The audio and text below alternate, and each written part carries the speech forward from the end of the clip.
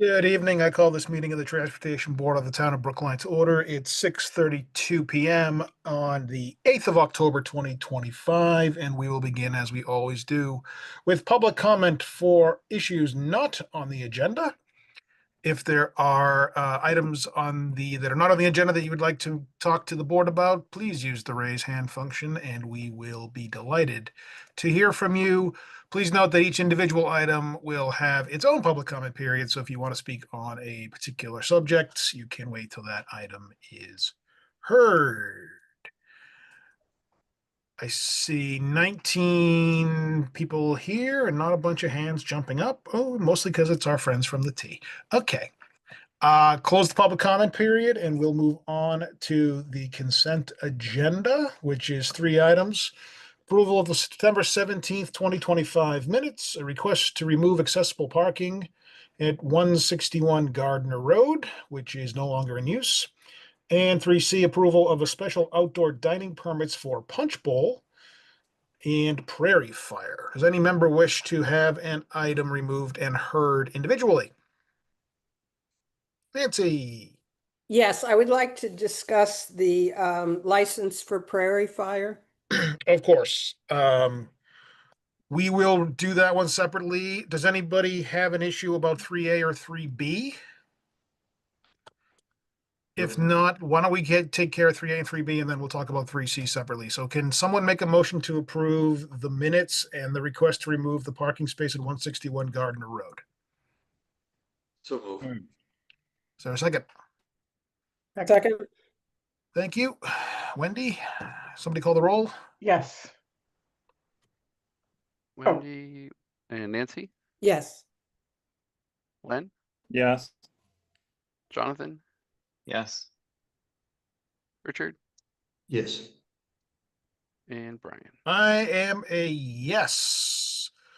Okay, so approval of a special outdoor dining permit for Punch Bowl, use of a portion of River Road closed to traffic, and Prairie Fire, use of a portion of Webster Street parking lot, including 7 pairing spaces. I think that's supposed to say parking spaces, Dan, unless you folks are out there doing fancy cutlery. Do you want to talk about this one, Dan or Dan? Or show us your pairing skills? Because that would be cool. Sure, I can introduce the item. So Prairie Fires for a number of years had special outdoor permit to use the parking lot. They've shifted around last year so we could use the left side of the lot open for accessible parking and the charging station. It was first started in COVID, and I think it's been well used since then. And the Transportation Board has jurisdiction because it involves a parking lot. And I think that's I remember the this highlight item of it. came up last year and we approved it. And so I guess this is the recertification, I suppose. But Nancy, why don't I recognize you, and we'd love to hear what you have to say. Sure. So I don't recall discussion last year. I'm not sure that we discussed it, whether it was part of the consent agenda. But in looking through the materials, it struck me that 7 parking spaces is really a lot. And I had asked Dan what, other restaurants are doing, and he told me that most of them have no more than 3 spots. So it just struck me that this is really quite an imposition on the town to provide this many parking spots as a kind of private, a subsidy to a private company. And I'm just wondering if others have questions as to whether or not this is justified. I did have I don't really understand how this licensing works. So one question I had that I've not yet had answered is, do restaurants pay a fee for this? So right now, the special outdoor license is $500 per year, and the fees across the board for outdoor dining had been reduced to previously were charging meter fees for all outdoor dining, and based on other communities and to try and encourage restaurants to use the spaces, it's a lower fee this year. Okay, and is it the same fee regardless of how many spaces you're taking up? It is, yep. I think special outdoor dining had a fee assessed that's kind of different than the other restaurants, but the other restaurants it doesn't change based on the amount of parking. Okay, I guess I don't quite understand why this is in its own category, special outdoor dining. What does Well, that mean? so with respect to fees, Nancy, it's not really within our purview. That's a select board issue. I mean, we can recommend fees, and if that's something that you want us to take up, we can certainly do that. That would be sort of separate from this issue at this time. I do remember this issue from a couple of years ago and from last year. From what I can recall, the entire sort of back parking lot was utilized the first year for like a beer garden. And then last year, because we installed some charging stations, that was significantly reduced down to the 7 spots that I believe are requested again. But is there anybody here who knows more about this than I do? Uh, Dan Kerrigan, I see you raising your hand, sir. Welcome. Would you like to say anything? Hi there. Thanks everybody for having me here and allowing me to speak. I appreciate it.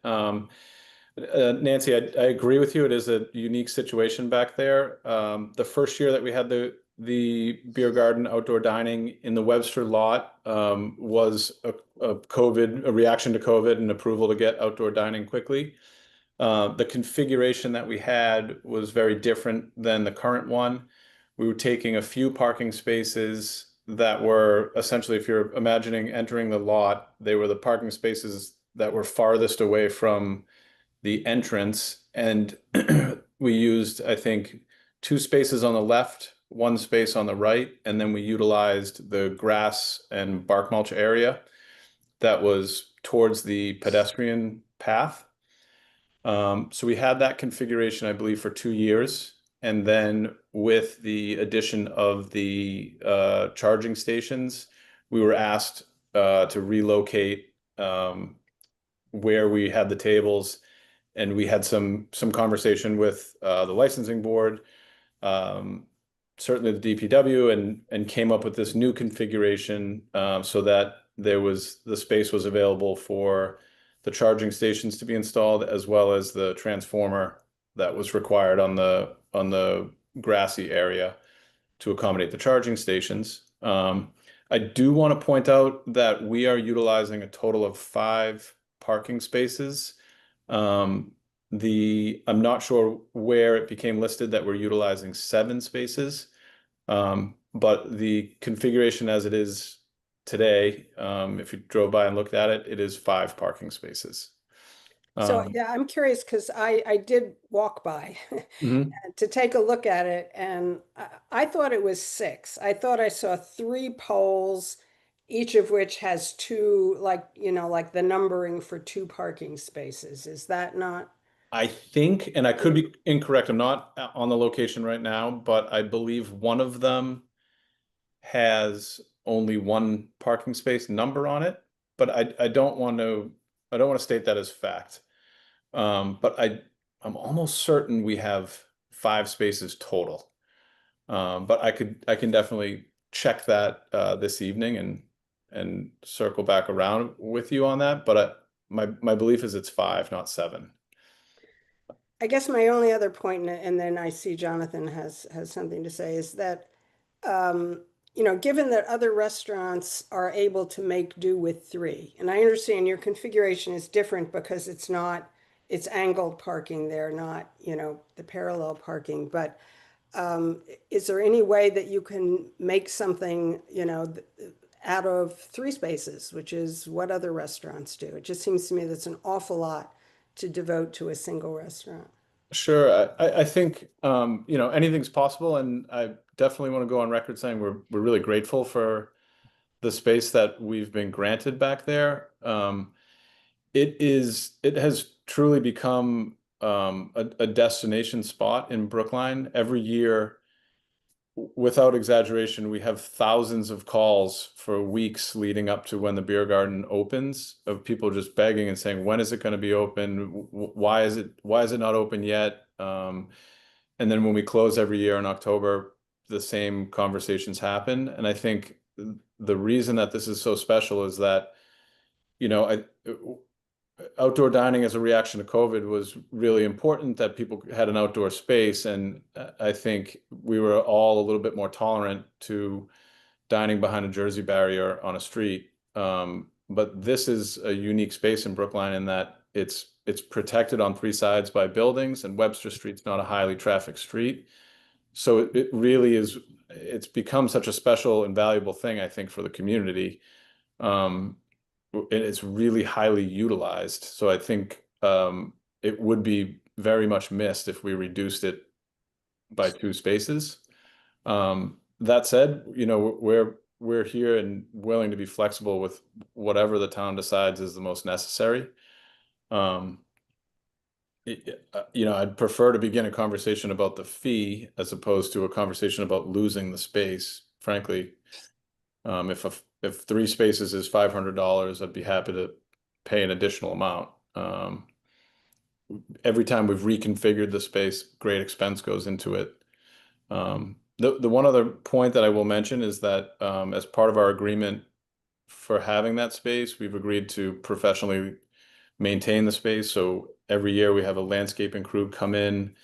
They mulch the beds on Webster Street. They mulch the beds on the tree beds on Harvard Street. We remulch the entire pedestrian alley, which is public property. And then we maintain that.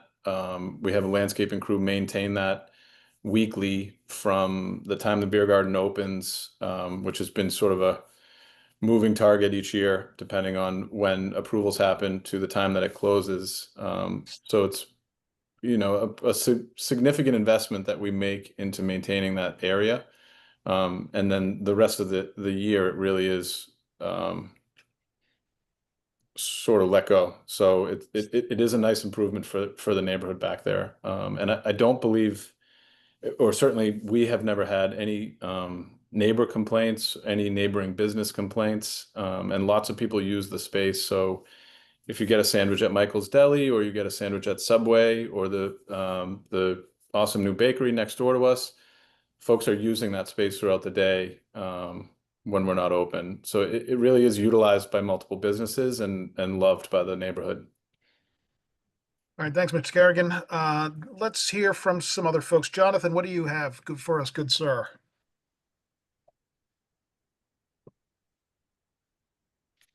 Jonathan, we cannot hear you. I did a quick check. Sorry about that. I did a quick check. Just, I mean, very easily from Google Maps, you can see it's 5 parking spaces. It's not, Okay. it's not 6, it's not 7. So whatever typos we have along the way there, we probably should correct that. I personally believe, and anecdotally from seeing this place and patronizing the place, that certain private businesses can become a civic good. What we're talking about here is a percentage of spaces in a 12 space lot, Dan? 12 spaces? 10? 8 plus 5, so yeah, roughly 12. 12, 13, roughly. Yeah. So if we were to go around and start looking at parallel parking spots taken on blocks, percentage-wise, compared to the businesses that are using them for outdoor dining, I'm going to bet that the percent value on those given blocks are the same, if not higher, on the parallel parking spaces. I'll also note that this is unique, just like Punch Bowl is unique. We are not talking about Punch Bowl right now, because Punch Bowl just takes a roadway. This is taking parking spaces. So why is that so important for 5 parking spaces where cars are not traveling anywhere, are not going to a destination, but merely just parking for indeterminate amounts of time? Whereas, as pointed out, hundreds of people use this on a given night. Is there opportunity here for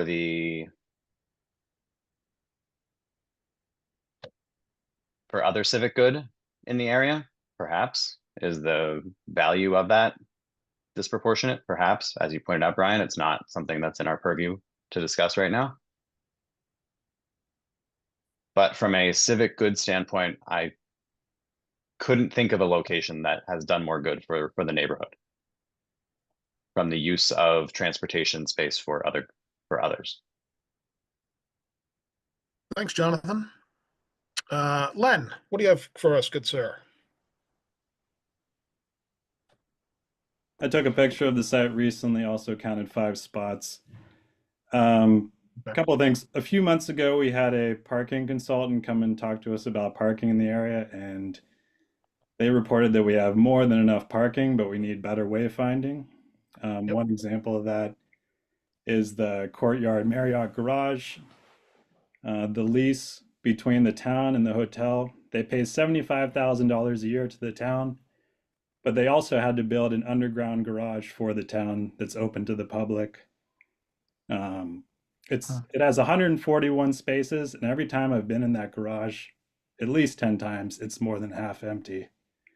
So let's make better use of the spots we have through better wayfinding. They also agreed that they weren't to charge more than what the town is charging for metered rates for up to 3 hours. And they're currently charging more than they should be for the first 3 hours. So we should check in with them on that. They're charging less than we are as a town for the first 2 hours, but for up to 3, they're charging more than they should. So I think we need better wayfinding for the parking that's available. Let's use what we have. And I think this outdoor dining is an excellent use of the space. Let's keep it. Thanks, Len. Richard. Thanks, Brian. Just a question for the restaurant owner, Dan. I'm in favor of this. I was just curious, looking at the back part of the lot, there's a little bit of a grass area. And where there's so much success with your outdoor dining, has there been any talk of utilizing that area where it's not parking and maybe less parking spaces in the long run could be used? I was just curious if there was any discussion with the town around these. That's a great question. Thanks for asking. We haven't specifically talked about that since we relocated to the side of the lot that we're on. One challenge that we spend a significant amount of time and money on each year is battling the rodent issue. And much of it in our back lot area stems from the building that I believe is a power station. It might be owned by National Grid or NSTAR, Eversource. So basically, if you look, there's sort of a wrought iron or black metal fence along that back property line. And if you just take a walk back there and look, it looks like completely abandoned property, and there's hundreds of rat burrows back there. So and we can't access that space. We've tried to reach out to them. We've discussed with the Board of Health, trying to access that space so that we could treat it. But it's private property and it's fenced in. So we basically have a steady stream of rodents coming, and that building is empty. It's empty and heated year round. So I think it's an absolute magnet for rodents. And we basically have a steady stream of rodents coming through that fenced area into that grassy area that we have a whole barrage of traps and boxes and all of those things back there to keep them from coming over to the food area. So without getting access to that space and being able to really do a massive cleanup, I'd be afraid to move tables onto that grass fenced area again. The first year back there, we did have some stuff over there, and it was a little hairy, to be honest. Yeah, no, definitely. I mean, it's definitely a way of utilizing the space back there, but obviously a bigger problem beyond your control. But yep, no, appreciate the information. And the wife and I, we ate at your restaurant in August, and food was fabulous. So thank you so much. Really appreciate that. Thank you. All right. Thanks, Brian. No worries. Wendy, what do you got for us? I have a question for Dan also. So you know, we often have this conversation about parking spaces versus other things when there's discussion of either, you know, altering a road or putting a bike lane in or widening a sidewalk or something like that. And we often hear from business owners that this is kind of like the death of of businesses is taking away parking spaces. Obviously, it doesn't seem to be for you, but I am curious whether you hear complaints or comments from your customers about not having enough parking around and that it's really difficult for them to come eat at your establishment because they can't park. Great question. We don't hear that. And, myself, I own a restaurant in Milton as well. So I commute between the two towns regularly. 4 to 5 days a week, I'm going to Prairie Fire, and there's never not a parking spot on the block. Typically you can park right on Harvard Street, right in front of the building, or on Webster Street. There's metered spots up and down Webster and up and down Harvard. And I think once you cross Beacon Street towards, Booksmith and the theater, it's just a lot tighter over there, and it's tougher to park your car. But if you imagine going sort of towards the village from where Harvard and Webster Street are, the parking's pretty wide open there. So it's just parking's never really been an issue, which is one of the reasons that attracted me to that side of Beacon Street on Harvard, as opposed to being, where Otto is or something like that. I think, to get people to drive there and dine, it's easier because you can park your car. Thanks. Thank you. Wendy. Okay. Does anyone from the public wish to comment on this particular item, which seems to be discussion of the request from Prairie Fire for a beer garden in the Webster Street parking lot? You can use the raise hand function and we'd be delighted to hear from you. Okay, I don't see any hands springing up. So let me give you my take. I think it's a lot better to have a beer garden than to store private automobiles. So you want to put your steel box somewhere? Okay. I'd rather have a beer garden. That's just me. So Nancy, I want to come back to you. Do you feel like all your questions have been answered? Do you think we're ready to vote on this, or do you have additional information you'd like? No, I think all the information is out there. Okay, so in that case, does anybody want to make a motion with respect to item 3C, which is approval of special outdoor dining permits for Punch Bowl and Prairie Fire, which is, I just want to note, the agenda says it's 7 parking spaces, but we've clarified it as 5 parking spaces. So that will be part of the motion. Thank goodness. So I'll take that as a motion. That is a motion. And Richard is seconding. Dan, can you call the roll, please? Nancy, Abstain. Wendy, Yes. Glenn, Yes. Jonathan, Yes. Richard, Yes. and Brian. Yes, that item is approved. Thank you, Mr. Kerrigan. We look forward to seeing you out there. Thanks to all of you so much. Very much appreciated. Have a good rest of your evening. You as well. We'll move on now to item 4, which is member updates. Does any member have an update? Okay, and then we'll have the DPW update from Mr. Dan Murphy. All right, good evening. Just a few things tonight. You get the report late, but I'll just go through a couple things. So our pavement maintenance and preservation program, our road work is winding down. There's work going on at Russet. Then Heath and Tully, they're gonna try and get some work done over there. South is gonna hold till next year. We also, just to let you know, the way we do it, we try to get all our utility work done a year ahead, and there's some water service work that we got done this year ahead of the road works that we did. But right now, as you may have seen, they're working up and down Harvard Street, so they're completing that work. And the goal is just to get all the water service that have to get replaced, get it done a year ahead. So they're on Harvard now. They'll keep going and into next year. But the Longwood, Cypress, Brookline Ave, and John Street. So they're basically getting ahead of our pavement preservation 5-year plan. Let's see, Chestnut Hill Ave, we have a date, hopefully certain. November 5th at 7 o'clock, there'll be the Chestnut Hill Ave neighborhood meeting. And look forward to that. Let's see, the parking, Washington Square, Brookline Village parking curb use studies. There's a couple pop-up workshops coming up, October 14th for Brookline Village and October 15th for Washington Square. And there's a public meeting for the Brookline Village scheduled for October 21st, and that's economic development running that program.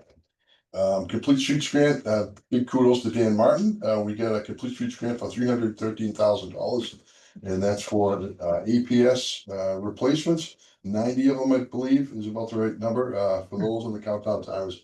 So that was a nice win. We're happy to get that. The traffic calming program that you the first project that got voted and select board awarded is gonna wait till spring. We're gonna be doing it in April. We're gonna try and time it around, it's near the school, so we're gonna try and time it for when school vacation is for April. The Gateway East dedicated bus pilot. The only thing I'll say that they're coming before the select board on the 14th just to give a presentation on where that program is. Let's see. Beacon Street ground visit. Hammond Street work continues with the utilities. Grid is still doing work. They're continuing southward, but we're trying to get that all buttoned up. They're planning on working right through November to finish that up, and we'll be looking to do that next year. Hammond Street, and then the light will follow. And then a couple final things. Lincoln Street, Safe Routes to School. Looks like we're gonna have a 25% design public hearing. It's anticipated for beginning of 2026. So that we can look forward to that. Davis Path Footbridge. I just wanted to confirm we did not receive we applied for a second time for a build grant to help with that project. So we're still that one. I don't know. It's a long. We've got a lot of things in the tip now. So that one's just one that's we're working on the design, but we still don't have a good funding source. And then the last one, I'll say Washington Street. We've got the 25% submittal. It's imminent. I think it's going within the next few days. We'll have a 25% hearing in the early spring, probably March, April. And right now we're working on the wayfinding and community place. And we're going to be getting feedback from the Small Business Development Committee and others as we move forward on that design. And that's all I've got. If you have any questions, happy to answer them. Jonathan. Yeah, on the Davis Footbridge. Yeah. If the 25%'s been accepted, when can we expect to see a design public hearing on that? Let me choose. Hope I have that schedule right here. I can confirm that next time. I think it's probably sometime in 26. Okay. Right. And then it's been a while since we've done one of those on the board. I don't recall if we get a presentation first or if we just attend the design public hearing. I don't know. I don't know the history of how you've done this before. I know you did the conceptual stuff for Washington Street and you voted all on that. I don't know. Yeah. I'm happy to do whatever you guys want. Yeah, I guess what would you like, Jonathan? I think What's your the last preference? time I remember doing anything for this was MassDOT did a public information meeting. I think, Dan, it was at that point it was a public information meeting for Gateway East. Yeah, that was an interesting project. I don't know if it's Yeah. gonna follow the same timeline. But I mean, the design public hearing is MassDOT's requirement, obviously not ours. Right. But do we have anything to vote on prior to that? If it's not impacting the roadway, I don't know if you need to vote on anything, but if you'd want an update, I'm sure we could bring one to you. I mean, I just as easily could attend a design public hearing. I don't want to occupy everyone's time with something that we don't actually have any purview over. That's for Sorry. sure. I'm back. Did you miss me terribly? So three things. I would love an update too. And I mean, sometimes you can go to another meeting, but sometimes you can't. So, Bill, I think you're hearing, Dan, I think you're hearing that we would like this to appear as a future agenda item to get an update kind of on where the 25% design is and where it might be moving, if it's moving anywhere. It's currently under review by both Mass DOT Highway Right. and the MBTA, so we'd love to get those responses. I think then we might even have more content to bring forward. But that is anticipated late fall, early winter. Okay. Okay. Well, all our T friends are here and listening, so I'm sure they can't wait to approve it. Whatever you guys designed. I'm sure. Jonathan, you good, sir? I just had one smaller question. It was on, Please. are we done with accessible ramp work on Harvard Street for the year, or is there still some left to do? No, we were trying to get some done. We were trying to do some more near Aspinwall, but because of the pedestrian diversions and such, we're gonna push that till the first of the year next year. But we've got a couple other spots. We'll look at a little bit of work on Harris, and then we maybe get some done on High Street. Okay, great. No, I love that work. The end result is a big change for everybody Yeah. in the positive. So I'm a big fan of that work that you guys are doing there. Great, thank you. Mr. Murphy. Yeah, Dan, if you could repeat or just elaborate a little more detail on that Chestnut Hill Ave, is that coming up November 5th? Is that Yeah. that neighborhood meeting? Yeah, it's a originally? neighborhood meeting. There's a old, we basically put up 5 concepts back in June, and it was just basically cross sections to consider. We've got we'll have a sign plan up there, but it's really just to lay that all out, talk about, we did do also an abutter survey, so we have some results of that. So we'll basically bring all that information forward to everybody, and we can talk all about where we want to go. With the hope is to get some direction for the designer, because we obviously want to put that on the paving program next year. And that's November 5th? November 5th at 7 o'clock at what's the bigger school then? Haas. Hey, Hayes. Huh? Oh, Hayes. Sorry, Hayes, sorry. was he, now it's Hayes. You're unreconstructed, Richard. It's clear.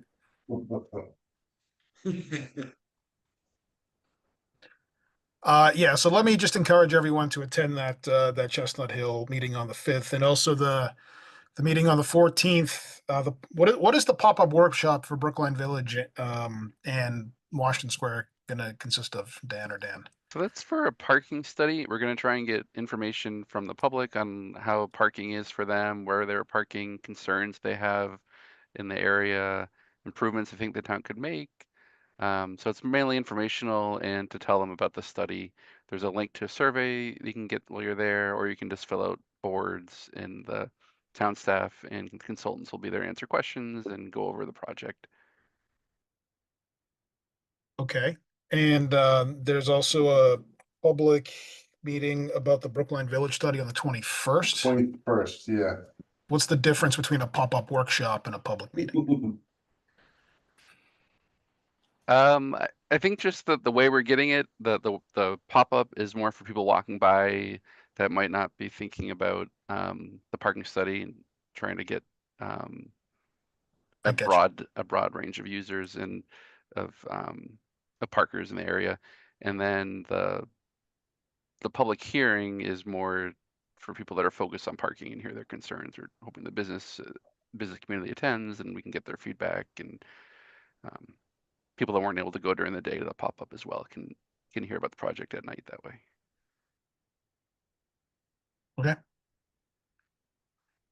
So the public is invited to attend any and all of those. Any additional questions for the DPW folks? Okay, seeing none, we'll move on to our first actual agenda item, which I believe, if I could get my agenda to open, is our friends from the MBTA. 5A, update on MBTA Beacon Street Green Line C Branch Accessibility Improvements Project, and discussion and possible action to propose changes to parking and crosswalks on Beacon Street at Englewood Avenue and Tappan Street C Branch stations. Let me welcome our friends from the T. I Miss Patrice and Miss Dunleavy and a bunch of other fun people from the T. We had that scheduled at 6:55, so we're 10 minutes late. Apologies. So if anybody from the T is here, we would love to hear from you. I'm here and ready to tell you about the project. If someone can give me the ability to share, I have a quick presentation to go through. Gwen, I have no idea about any details about this project, so you're going to have to go into great detail.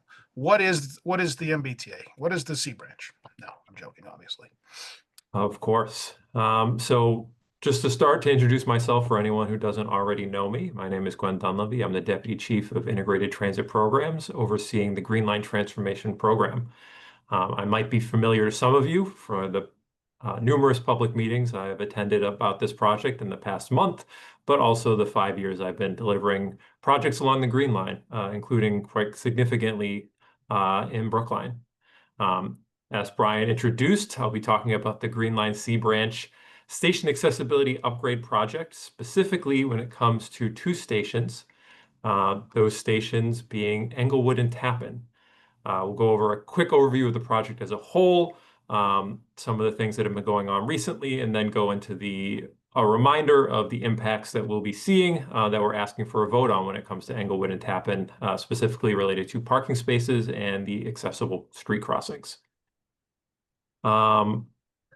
So as a broad overview, this project is to bring all of the stations along the C branch up to accessibility standards. There are currently 9 inaccessible stations, which will be upgraded to 7 accessible stations. The Fairbanks and Brandon Hall stations will be consolidated into a single accessible station, and the Kent Street station will be closed. Both of these decisions are based off of the proximity to other local stations in the area. This will allow for shorter travel times along the line, and hopefully an improved experience for everyone using the T in this area.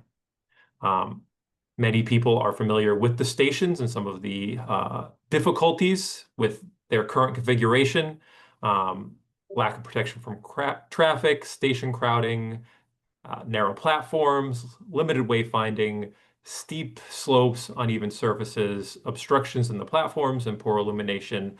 All of these we hope to remedy with this project that we will be doing. We've been working hard with the town to find the best way to deliver these improvements with the minimum impacts. This includes minimizing impacts to trees, to parking spaces, to roadways, to make sure we won't be precluding the bridle path. And we've made a lot of work and a lot of progress in making those improvements. We've been presenting on this project pretty diligently over the past month. We've presented to the Commission on Disabilities, the Tree Planting Committee, to the Transportation Board previously last month, and twice to the Select Board, getting either votes of approval or statements of confidence from those various groups. For these 2 stations, I believe the vote from this board on parking and accessible crossings will be the last we need after receiving a approval vote for the grant of location for these stations at the Select Board last week. To go over the impacts that we will be seeing, we'll start with Englewood. Quickly here, we show the before and after of Englewood Station, from its existing condition to what it will be once the station is upgraded and in place. Here we have 28 angled parking spaces in the confines of where the stations are that will be reconfigured into 26. 2 will be removed to add accessible exits from the station and areas of refuge. If there were some sort of emergency on the platform, a code requires there to be multiple exits to reach a point of safety. There is an accessible parking space in this area that will not be affected by the project. It will remain. And additionally, there are some on-street parking spaces, parallel parking spaces. 8 of them will be affected by this project to get these accessible stations. And in place, the station has to get wider, and the only way to get that space is either to take parking or take a travel lane, parking being the preference of the town. the entire width of a parking space is not needed for the upgrade to the station, so that remaining space will be used to add tree lawns, extra green space along the backs of these platforms to hopefully continue that green space along this corridor. The one thing I want to mention on this is that is different from the last time we presented a few weeks ago is the location of the electrical equipment that provides the backup power. That was originally a generator. It is now an inverter. That takes a little less space, but the town had asked us to remove it from the rumble strip on the inbound side of Beacon Street, the eastbound side, going into that left turn lane, feeling that it might impede snowplow movements.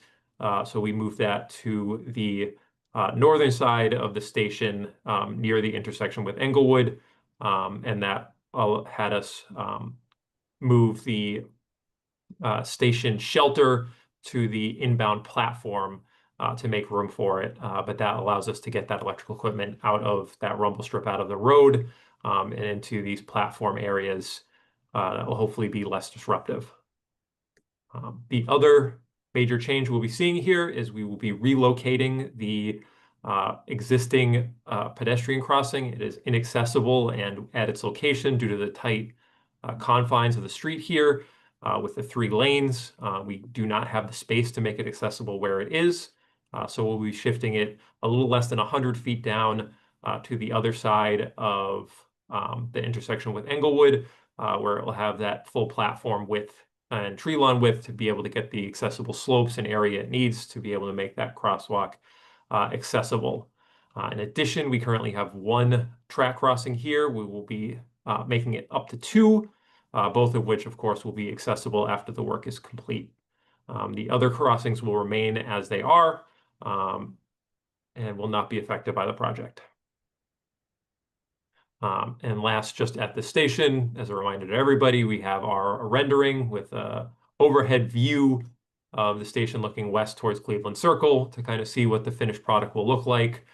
With the tree lawns and the trees having a couple of years to establish themselves and grow, the new accessible crossings, new station platforms and amenities, all of that good stuff that will be benefiting the town once this is in place. At Tappan, we see some very similar impacts. We have 12 angled parking spaces in the area of this platform that will be reconfigured to 10. The area of refuge will take 2 spaces away once this is done. The single accessible parking space will remain and be unaffected by the project. And then 8 on-street parallel parking spaces will similarly be removed to allow for that wider platform. But basically, this will be almost identical impacts to the other location, 2 angled parking being removed and 8 on-street parkings being removed to allow for the safe exits and the wider platforms. Here, the pedestrian crossings are impacted less. There will be a slight realignment of the crossing to make it more of a straight crossing across the street. It'll be made accessible, and the single track crossing will be made two accessible track crossings compliant with all ADA standards at the 2 ends of the station. And lastly, we have a rendering of the Tappan station.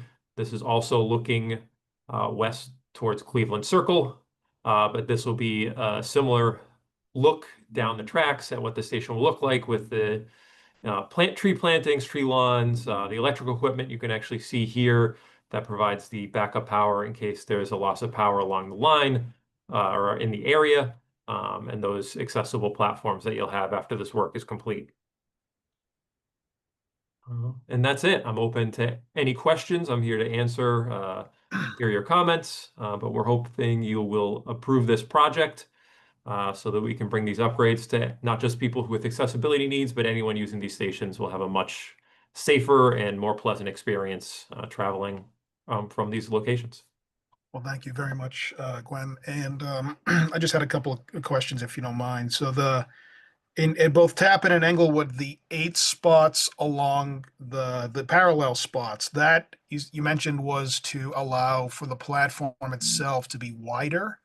So just to be clear, the concept is to make the platform wider, shift the travel lanes a little bit further over, and then you got to move that parking in order to fit all that in.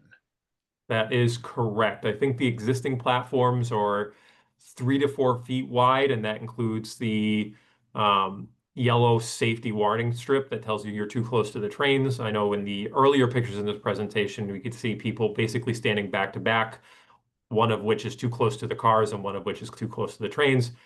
So to get these accessible width platforms, we need some more space. So the travel lanes will shift, and the parking lane will have to go away to make up that space. And there'll also be will there be a tree lawn as well? There will. You know, a parking lane is usually somewhere around 8 feet. We only need about 4 for the platform, or 3. So we will get a 5-foot tree lawn on the back of this platform that will allow a buffer to keep people a little further away from traffic, but also give that continuous green space along the back of our stations. That's great. And then I guess from both of the renderings, it looks like on the west side, sort of towards Washington Square, towards Coolidge Corner, you have a cross-platform, a cross-track, cross right-of-way crossing that leads to, I believe it's called an area of refuge. And that's what you need the parking spots for? Correct. Just help me understand what that's all about. So code requires that we have multiple exits. There's a lot of nuances to it, how quickly people can exit the platforms, how far they have to travel. But they need, if they are leaving the platform, a safe place to go. Without removing those parking spaces, that safe place might just be a parked car, which is not really a safe place that they can go. So we need to have that safe exit. Not required by code, but another advantage of this is people who are parking and possibly using these T stations to travel once they do park will have an easier time entering and will not have to walk as far through the parking lot to get to a station entrance.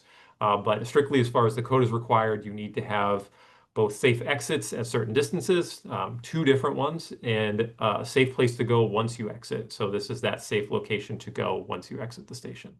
Okay, so the from the rendering here on the bottom, the sort of area that's hashed out, that's meant to be kind of the refuge. There's no plan to, you're not meant to cross Beacon Street there to get to the station. That's really just to access from those parking spots, or if you need to kind of hang out and wait for first responders.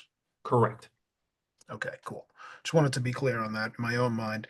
And then I guess the last thing was, it looks like the crosswalks that you're proposing to replace are currently, it guess they're not ADA compliant. That is correct. The one at Tappan can be made ADA compliant at its current location with some minor changes. Moves like 3 feet over and straightens out a little bit, but that one is not too difficult to make compliant. At Englewood, it is significantly more challenging. You don't have a wide enough space between the tracks and the road to get the distance you need. When you have accessible warning panels, you need one before you enter the track, before you enter the road, and you need to space in between to stand so you're not on those panels. And there is no space in between to stand because of how close the track is to the road there. So the only way to make an accessible crossing in that location would be to take an entire lane. On this location, there is no parking, so it would either be the left turn lane or one of the traffic lanes, and moving the crossing just about 100 feet over, less than that even, allows us to make this accessible crossing without having to take any travel lanes or have any effect on the travel lanes. So working with the town, we found that that would be the least impactful way to get an accessible crossing from the south side of Beacon Street. And it moves the stop to the far side, which is just another benefit. So great. It does. That improves the ability to use transit signal priority, which I know is used being piloted in some locations and being worked on with the town. You know, be able to access the inbound platform directly, especially when we're so close to the end of the C branch. That is definitely the more used platform. People heading inbound from here, so being able to access that directly is also an advantage of moving it to the side. Excellent. I appreciate you answering my questions. Jonathan, I see your hand is up. Yeah, thank you for the presentation. Again, this is looking great. I'm still in awe of the tree lawn. It's just I'm impressed we were able to get that space in there. In regards to the tree lawn, you had mentioned a modification to it at Englewood, that brown rectangle. Can you just explain that again? Because Yes. you So said a lot. You said a lot in regards to it, and I kind of missed a bit of it. Yes, so that is the station shelter. It was previously where the blue rectangle is, which represents the electrical equipment. Due to some constraints over there with the buried water main, we can't fit both in that location. So we had to move it. The location that was determined that is the easiest place to put it would be on one of the two tree lawns. That water main remains an issue along the entire tree lawn on the westbound station. But on the eastbound station, we don't have that similar constraint. Honestly, the eastbound station might be a better place for it anyways, because again, the eastbound station has a lot higher ridership than the westbound station does. So having somewhere to wait right at the station might be an improvement. But that is the main reason that it was relocated, to make room for that electrical equipment. Electrical equipment was relocated because it was previously located where that bump out is in the southwest corner of this drawing, bottom left, which is currently a rumble strip that kind of directs people around before they go into that left turn lane. But the town staff had suggested that could be problematic specifically for plowing, but also in case, just increases the danger of the area of, maybe an inattentive driver missing that there is something else there. So they had requested that we move that electrical equipment, which we have, and we were able to find a way to fit both without impacting any other stations, or sorry, any other parking spaces or trees or anything like that. The shelter is small enough that it can fit between the trees and the tree lawn, so it's not going to affect the number of trees we can plant on that tree lawn either. And this is like a metal post and glass shelter, yes? Yes. So what does that look like next to the roadway? It looks like it's going to be like right up against the roadway. So we're still working with the town for exactly how we're going to configure it. We show it right next to the roadway just so it stands out on where it is. It will likely be inset into the platform with a small distance, and you will still have a gap between it and the roadway. We will likely find some way to make it safe, bollards or something similar. Yeah, and there'll be trees on either side too. They're kind of like bollards, but not as metal. Okay. It certainly makes sense to have it on the inbound. More people are hanging out and waiting to try to get inbound than outbound. So I guess as more of a curiosity question than specifically for this, I had noticed over the years that there's only one shelter location at each station, even though the stations are often not next to each other. Is there a reason for that, or is it just that one shelter per station policy kind of thing, regardless of where the platforms are? This kind of ties into something that maybe some people who have been watching this project for a while have seen. We've talked about it before. There is plans for a longer term upgrades to the stations to make the stations have level boarding. Right now we cannot because of the way the doors on the older trains open, but once those older trains are decommissioned, we can raise these stations. This project will raise them 8 inches, which allows not level boarding, but accessible boarding with the bridge plates that are built into the trains.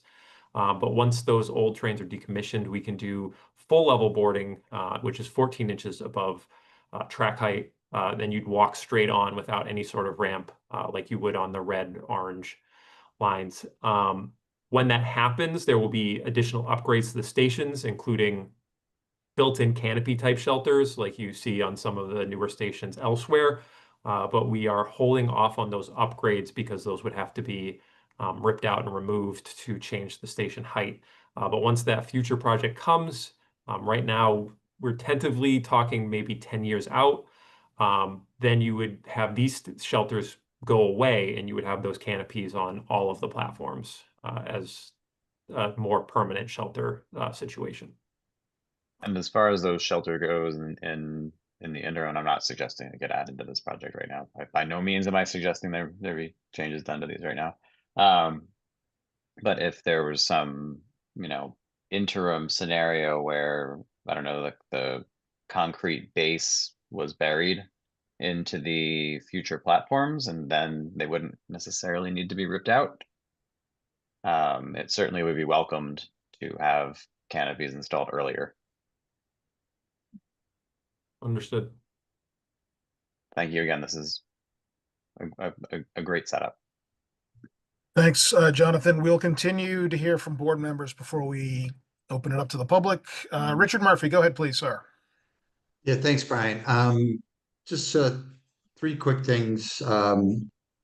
We just probably reconfirm, but you mentioned dark skies for the lighting, and then I think Brian and Jonathan brought up, and I apologize if I missed this if you said it, is when you're on the platform, there will be any direction as far as like which way is the proper exit off the platform for people to know, like, in order to get to the proper crossing.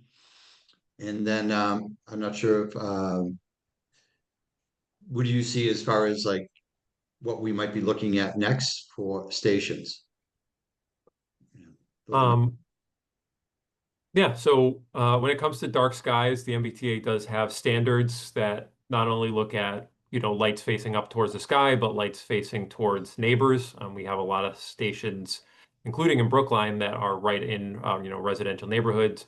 And we don't want to be shining our lights that stay on quite late into people's windows. So we are very directional with our lighting, which should meet all those dark sky standards. Sorry, what was your second question? Wayfinding. Wayfinding, yes. So we did hear that feedback. I think we talked about that the last time we met with the transportation board. So we will be looking to incorporate that on the wayfinding. I know it's not uncommon to have the signage to point the direction. Typically it points the direction to certain streets, but pointing to station exits should not be a difficult thing to do. So we will be looking to include that as well. And there was a third question, I believe. Just curious what stations we may be looking at next. Next station. So we are moving forward with the designs. I know we've been talking with the town staff on how best to split up the remaining stations. I believe because the Fairbanks Brandon Hall station is probably the most impactful, we will do that station as a standalone request for approval through these meetings. But we're working through the town to see how we're going to package the remaining 4. If it'll be 2 and 2, or we'll try to do all 4 at once. But I imagine that package would be the next one to come, either a package of 2 of the additional stations or all 4, excluding Fairbanks Brandon Hall. And I imagine the Fairbanks Brandon Hall will probably be the last one that we bring before these various boards. Thank you. Leonard. You mentioned the bridle path in the area is still feasible. I'm wondering, are there any changes that can be done now to better enable the path and save some money and work in the long run? Maybe along the lines of the signal changing or curb locations? So we have been working with the town staff to make sure we have everything lined up to give more or less a straight line, so to speak, at the back of the tree lawns usually. For the bridle path, I know the town is pretty early on in those design concepts, but we have met with the various design groups working on the bridle path to make sure that we are doing everything we can to make sure it aligns with that future Brookline effort. But I don't know that project is far enough along, at least as far as what's been communicated to us, to make any specific changes that would coincide with it. Okay. Any additional questions from members of the board? Okay, we'll now take public comment from members of the public. You can use the raised hand function. We'll try to get answers to questions if possible, but this is not intended as to be a back and forth, but we will do our best. And I am delighted to welcome the Chair of the Council on Aging, Miss Yolanda Rodriguez. Ma'am, thanks for joining us. We'll be happy to hear from you. Thank you very much. I'm speaking only for myself. I just have two questions that are just curiosity kinds of questions. I missed a piece of this plan explanation, but do you have any ballpark as to how many parking spaces in all will be lost in this piece by the time you finish with all of the different packets? Do you have sort of like a total number of parking spaces along Beacon Street there that you will have to be used for other reasons, other things? I don't have a specific total number, but these impacts that we see here of 2 of the angled parking spaces and approximately 8 of the parallel parking spaces are probably going to be pretty common amongst these stations. I think that will also be the higher end. Some of the stations have less impacts for various reasons. So that is probably what you would expect for the other stations. That will be here or less. So somewhere maybe like 10 to 20 per station? Is that what you're saying? Or per group of stations at a time? Yes. Okay.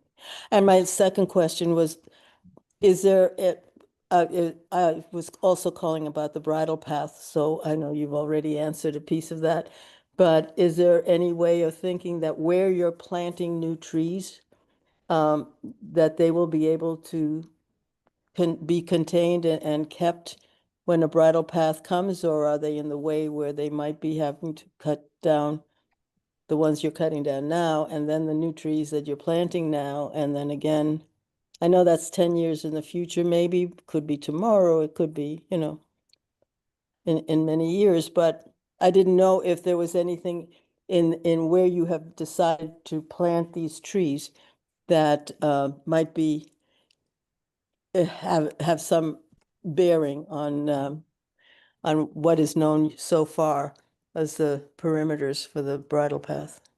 No, the trees would not interfere with the bridle path, or at least from every current design we've talked about with the town that they're considering for the bridle path. The intent is that we keep what I will call a clean line at the back of that tree lawn, so that the bridle path can continue along without being impacted by these trees. Though I think from what I've seen, they will border both our station and the bridle path. So hopefully once they grow, we'll provide shade for both. Thank you. Thank you. Thank you, Madam Chairperson. Any additional comments, questions, concerns? Okay, so seeing none, we'll come back to the board. I just want to be clear, we are being asked to take action on the proposed changes to parking spots and to crosswalks only. That's what's in our purview. The select board has already taken action on the grant of location and other items, so that's not what we're talking about here. So with that, let me get the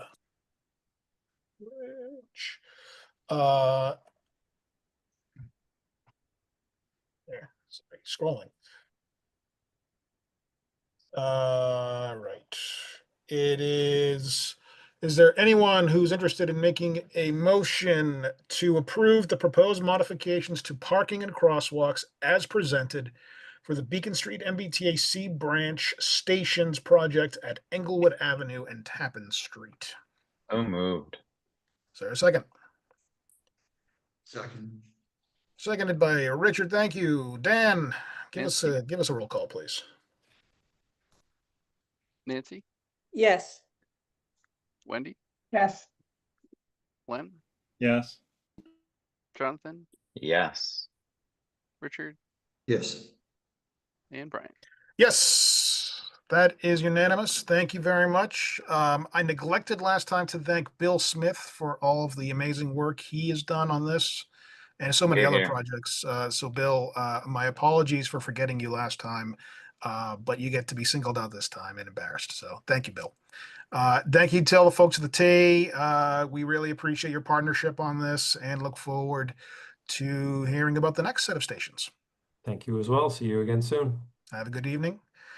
Speaking of MBTA, we will now move on to 5B, which is a discussion of Gateway East metrics for Q4 and attachments. And I see the inestimable Alex Hallowell is here. Hi, Alex. We would love to hear from you and your team about what's going on out at Gateway East. I believe my colleague Eileen is actually going to walk us through the presentation. Eileen. I just really wanted to say, come on, Eileen. Put up your slides. No. Okay. Can we make Eileen a co-host so she can share, and I'll stop embarrassing myself. It's working now, it looks like. Yep. Okay. Can you confirm that the screen is showing? Sure can. Okay, great. We're here tonight for Q4 of the Gateway East pilot analysis. And I know we're running a bit behind schedule, so we'll try to keep this brief.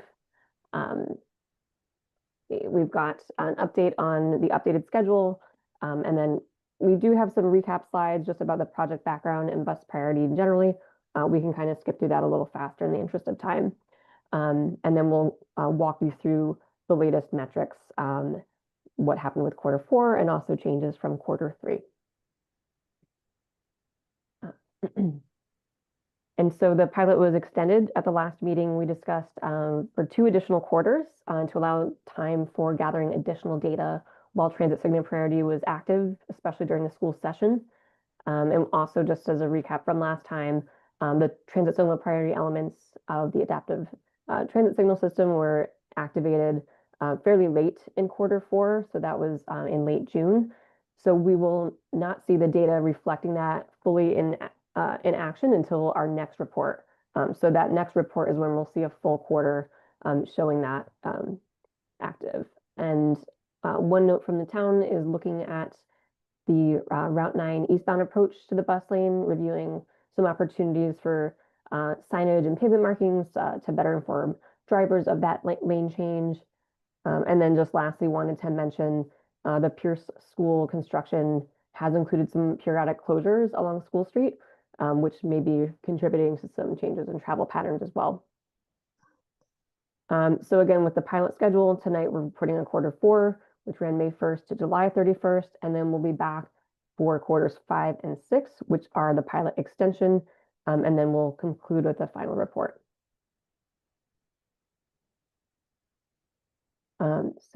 Many of you have already seen these slides, but just quickly recapping, this is where Gateway East fits into the T's bus priority vision plan, which is the T's plan for addressing delay along 26 different corridors, representing over 80% of riders experiencing delay.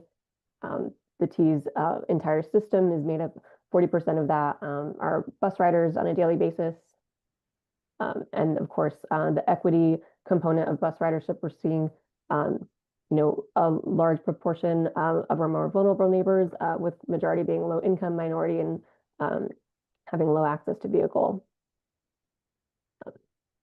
Thinking about the efficiency of the roadway for transit priority projects, repurposing space for transit, bus lanes provide that opportunity to increase the number of people who can travel along a corridor, supporting that future mode shift.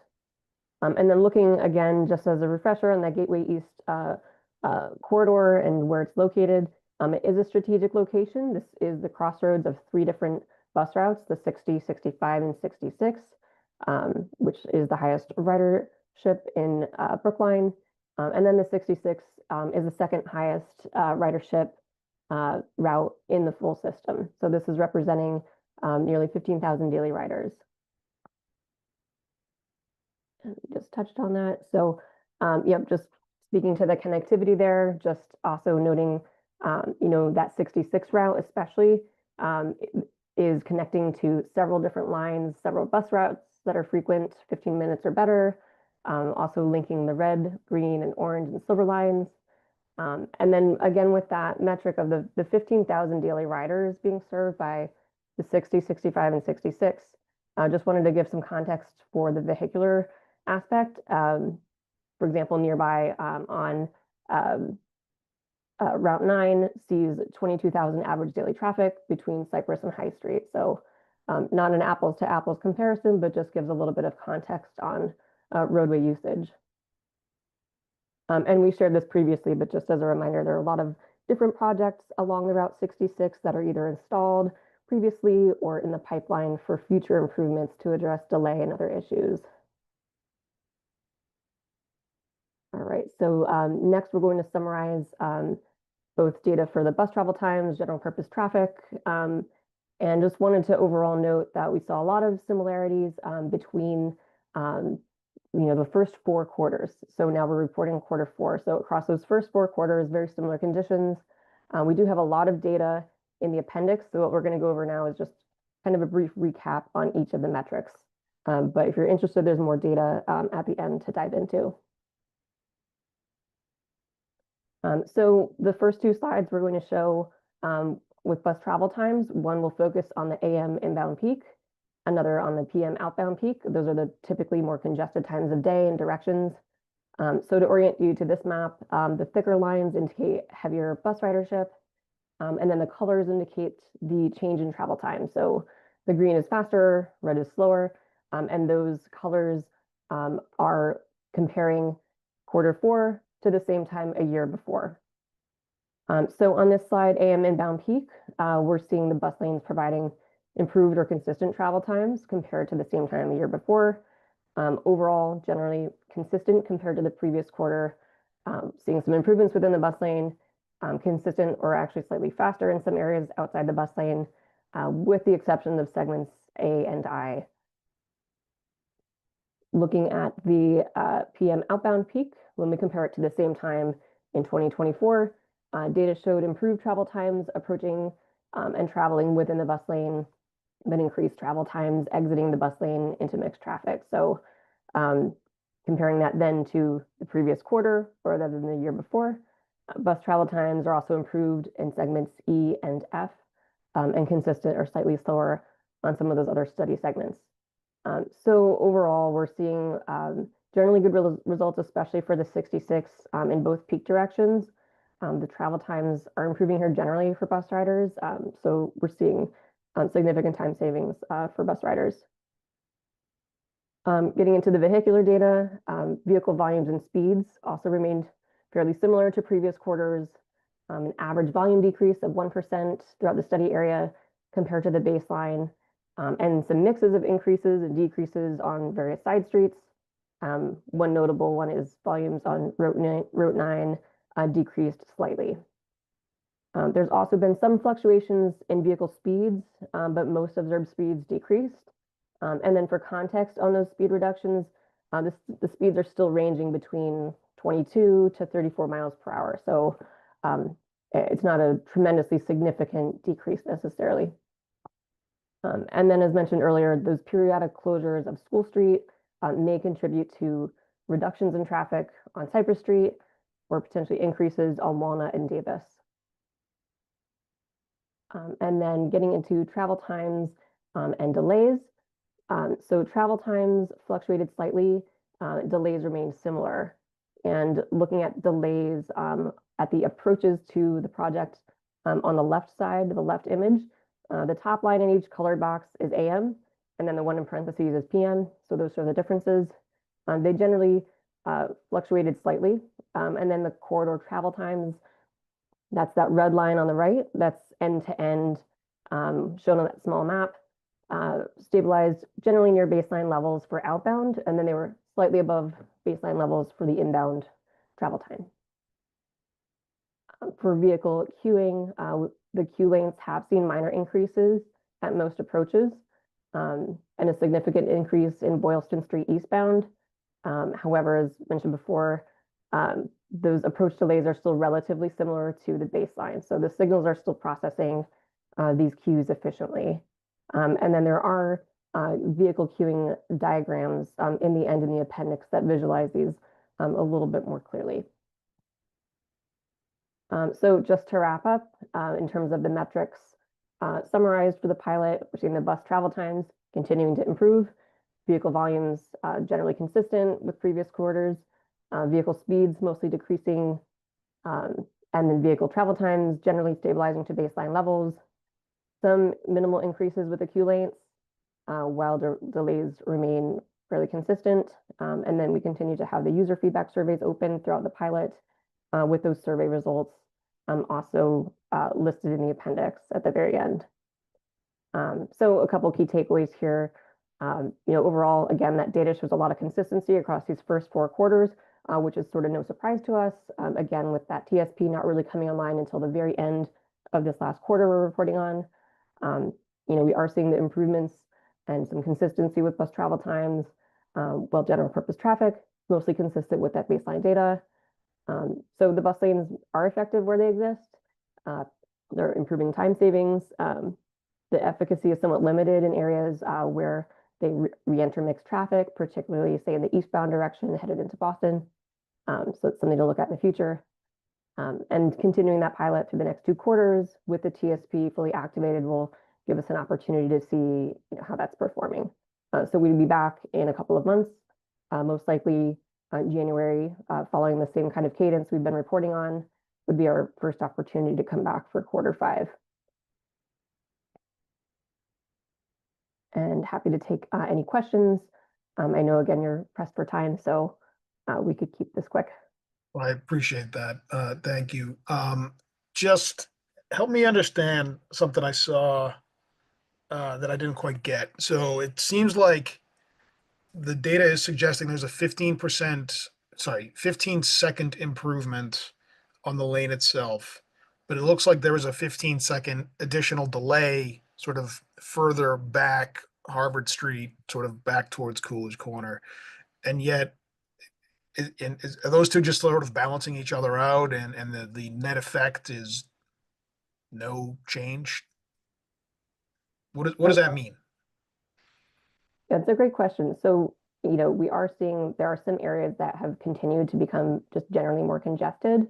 But I think the key takeaway is that there are these net benefits where the bus lane does exist. And I think that's something we can maybe clarify a little bit better in our next presentation visually, to try to show this is comparing the data for the year before. And then that data compared to the previous quarter will look a little bit differently. So we chose to compare it to the previous year's data, if that makes sense, like the baseline condition, just to visualize, here's what's happening.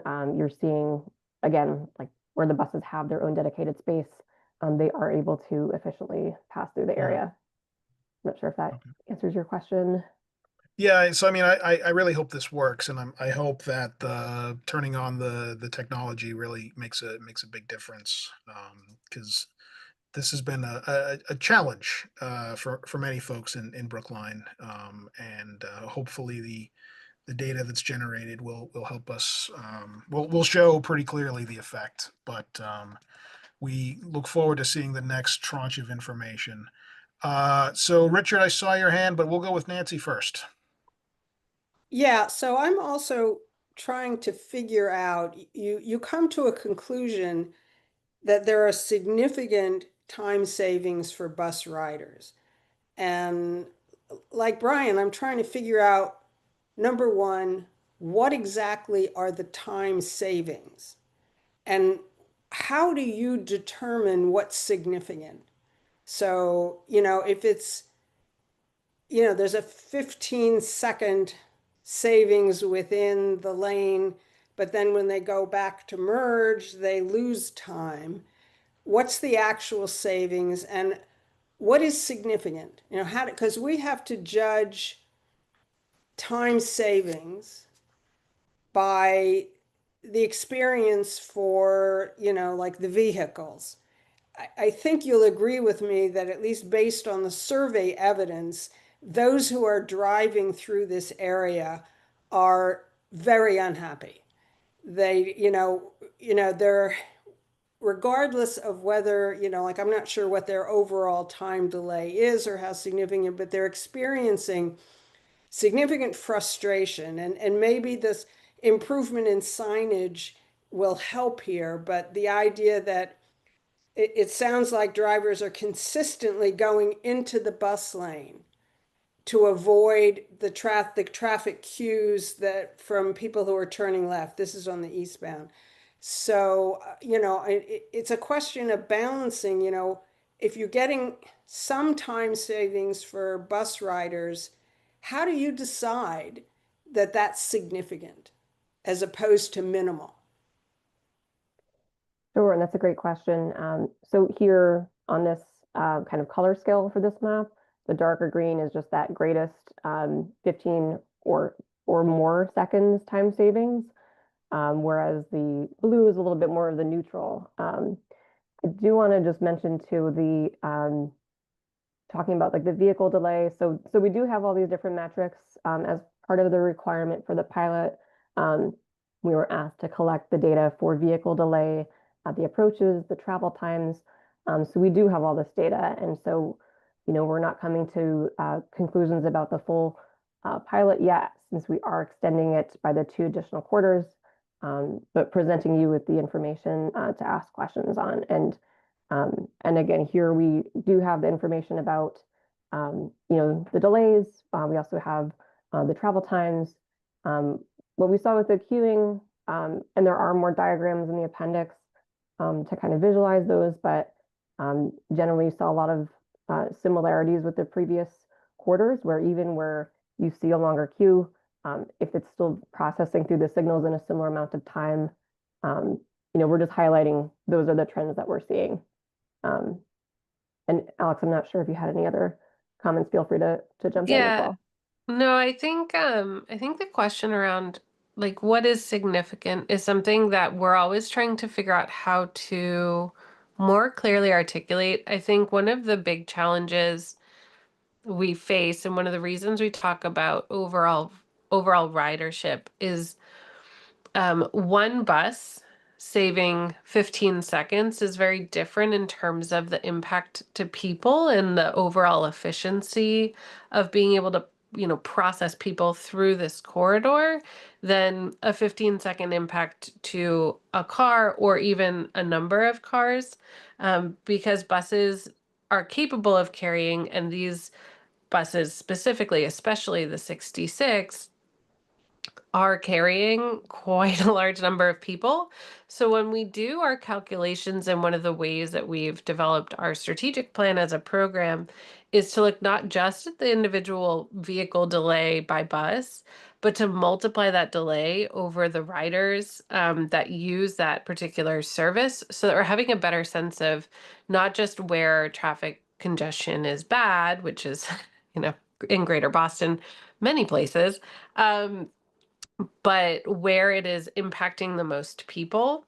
And so I think we can take that sort of question and that feedback and perhaps think through how to try to express this time savings in a way that is really getting at that root question of like, how is this affecting people, right? How is this affecting the people that are trying to travel through here?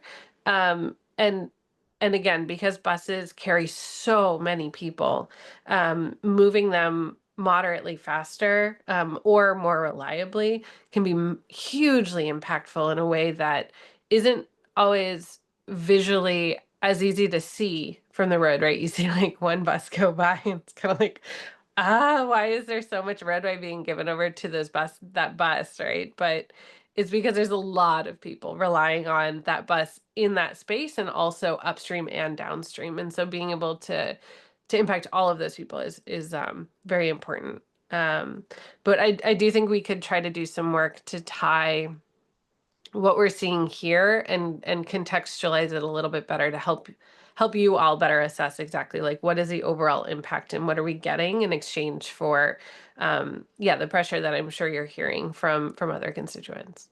So I don't think I heard an answer to my first question, which is, and this is really just repeating Brian's question. So if you get 15 seconds faster in the bus lane, but then when you're trying to merge back where the bus lane ends, you Mhm. get a delay. Mhm. What is the time savings in terms of going from point A to point B, not just in the bus lane? That's what I'm trying to figure out is overall, Yeah. is there a time savings, like not just in the bus lane? I can't answer that specific question off the cuff with a number at this moment, but I think what those diagrams are showing is, as was requested by the transportation board, is both before and after the bus lane itself. There's a whole host of reasons why congestion may exist before and after the bus lane that have nothing to do with the bus lane themselves, right? So like construction upstream, we know has had a huge impact on the roadway there, and that traffic is slower. And so some of the change in travel time may be entirely unrelated to the facility itself, but the facility is protecting those buses from further delay, right? Like we've now staked out some space to protect them. Is one of the reasons that we look for contiguous pieces of infrastructure for bus lanes that connect to one another and help buses skirt traffic through major choke points. Is that the cumulative effect of that can be really impactful as traffic changes or worsens for any host of other reasons across the roadway. So I don't have a specific number to answer that question tonight, and we can noodle on how we would contextualize that with the just sort of like broader traffic that exists in the region, and see if we can come up with something that's more helpful for the next conversation. Okay. Richard, I believe you're next. Thanks, Brian. I know the project doesn't include the intersection of Huntington Avenue, which is in Boston, just on the other side of the Jamaica Way. But example this morning, trying to get to Mass Eye 800 Huntington Avenue, I come down next to the Brook House and literally took almost 15 minutes to get through that intersection because two things happen. Probably because of the frustration of the drivers. No one wants to let you into traffic, and it just basically takes forever. So I know it's outside of the scope, but if we're trying to get traffic to move and it runs into this intersection, I think it's Tremont and Huntington Avenue, you're always going to be hitting your head against the wall in that particular corridor. You're able to accomplish that with the Brooklyn Avenue because it's under our control as far as those traffic lights. But did anyone ever consider this intersection up here as far as being able to move traffic through, whether there was any type of priority singling, you know what I'm saying? Anyways, that's all I was kind of curious on. Thank you. Thank you, Richard. Jonathan, I believe you were next. Yeah, so I was going to ask a question, but I will get to that in a second. But what Richard said, just maybe want to ask Alex here for a second. So I think we as Brookline have a hard time understanding the value of this segment in the grand context of the 66, and especially as it relates to the segment from the Brookline border to Tremont Street. So I don't know if you want to take a minute and discuss what the future is and the value of this segment existing in relation to Huntington Ave. Yeah. It's funny that question came up. So future work, actually connected to my colleague Gwen, who is giving her presentation before this. There's work being planned for eBranch on Huntington that will introduce a transit way, essentially on the other side of, sorry, that's the Jamaica Way, right? I always confuse the DCR roads. I believe that's Jamaica Way. It would be my fervent desire to see a connection of the Gateway East facility up to that Huntington one. I will be honest that given the competing traffic demands through that area, it will be I think a process in order to get that. But this is an area we know that is in high demand for, everyone traveling through here. As I did mention before, the real utility of these projects is helping to connect them to one another and to help buses speed their way through these choke points, in part so that transit becomes more attractive, right? And folks are more compelled to use transit and not get in their cars, right? That can help everyone get where they're going more efficiently.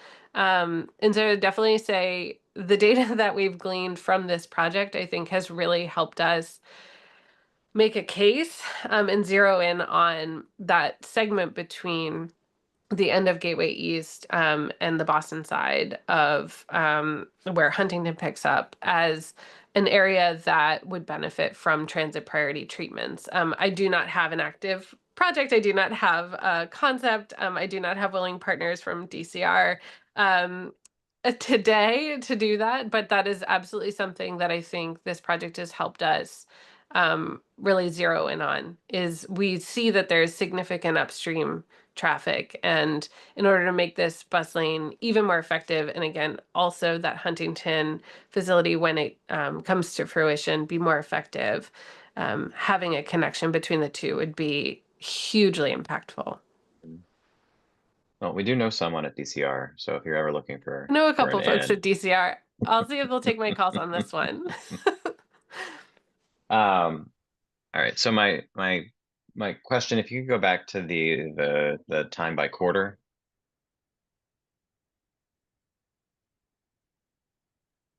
Sorry, which one? Or next, I think it's the table. Yeah. Mhm. So did we see a difference significantly based on, 'cause I know you talked about the Pierce School construction, but the other part of that is that the Pierce School itself is now on Route 9. Right, so there's a lot more activity on Route 9, pickups, drop-offs, teacher parking, all of that stuff. More buttons being pushed on a mid-block crossing than probably ever before. Is that having an effect on that increase in time coming in towards Gateway East? And has that really been looked at, or is that something that needs to be factored into this? Yeah, I don't know that we have that level of detail, Dan. I'm not sure if you have anything else you wanted to add on this particular topic. I'd say for the quarter travel times you're looking at, it's a car traveling from Sumner to Aspinwall. So they're driving down Boylston, they're going up Brookline Ave, and then outbound is the opposite direction. And overall, according to the travel times, there hasn't been a big change, even with the bus lanes and the school shifting. We're talking like a minute difference. Great. Yeah, and there's some fluctuation, like some of them are faster, some are slightly slower, but relatively stabilized compared to that initial baseline. And is that stability due to the fact that the bus lane is there, or is it just in spite of? And I know I'm asking you to come to a conclusion mid-study, but I'm just, where are you seeing it? So yeah, when you look at like this last column and then kind of jump back to the first column, looking at those differences, there are a lot of similarities there. And it's very, common that throughout the course of a project, people are, adjusting more to the travel patterns. So things tend to stabilize over time generally, but we don't necessarily have, hypotheses on why or how that's happening here per se. But, right now we're just kind of tracking these metrics over time to notice the patterns, just as part of that analysis. Okay, great, thank you. Wendy, go ahead, please.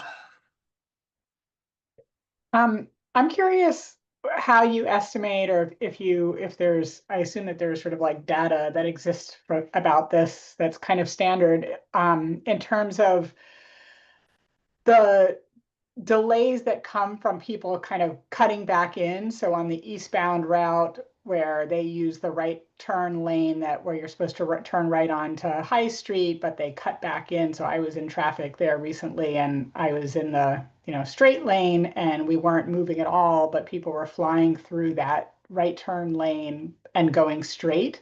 And so I assume that, we weren't moving because they were all cutting in, just like happens on a highway when people are cutting, through at the exit. So is there a way of, do you have an estimate for how much that kind of, abuse of a right turn lane that is open causes delays in the other lanes? I don't think that's something we're tracking as part of this analysis. Again, Dan, feel free to chime in if you have anything else, but yeah, that level of like kind of granular detail or the behavioral detail isn't something we're necessarily tracking closely.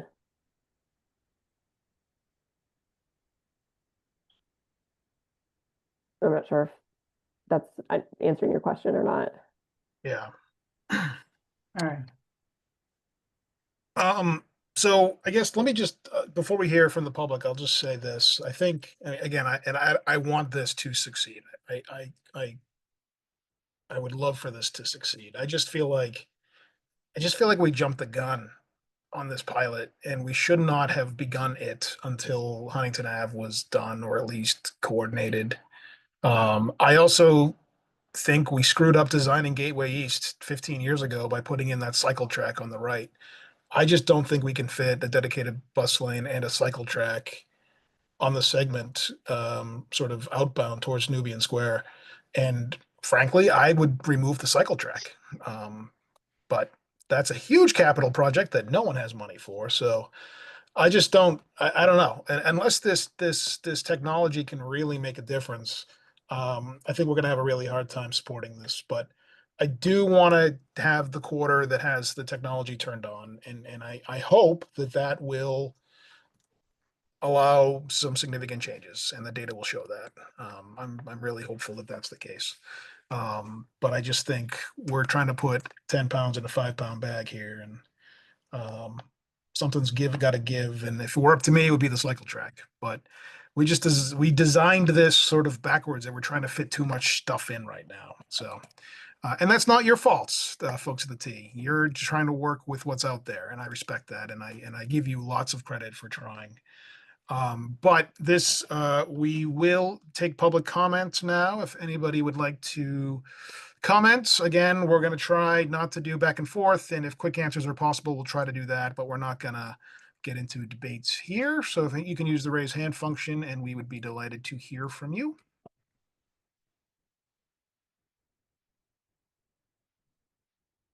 Okay, I don't see any hands coming up. So we will close the public comment on this item.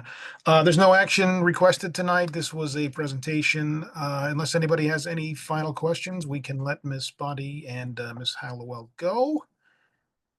Thank you for your presentation tonight, and have a good rest of your evening. Great. Thank you all. Thanks, Brian. Thanks, all. Thank you.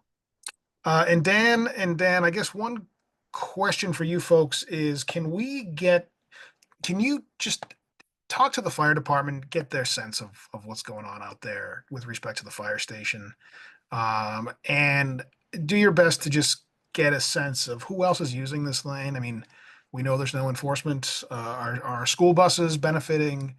Are the LMA shuttles benefiting?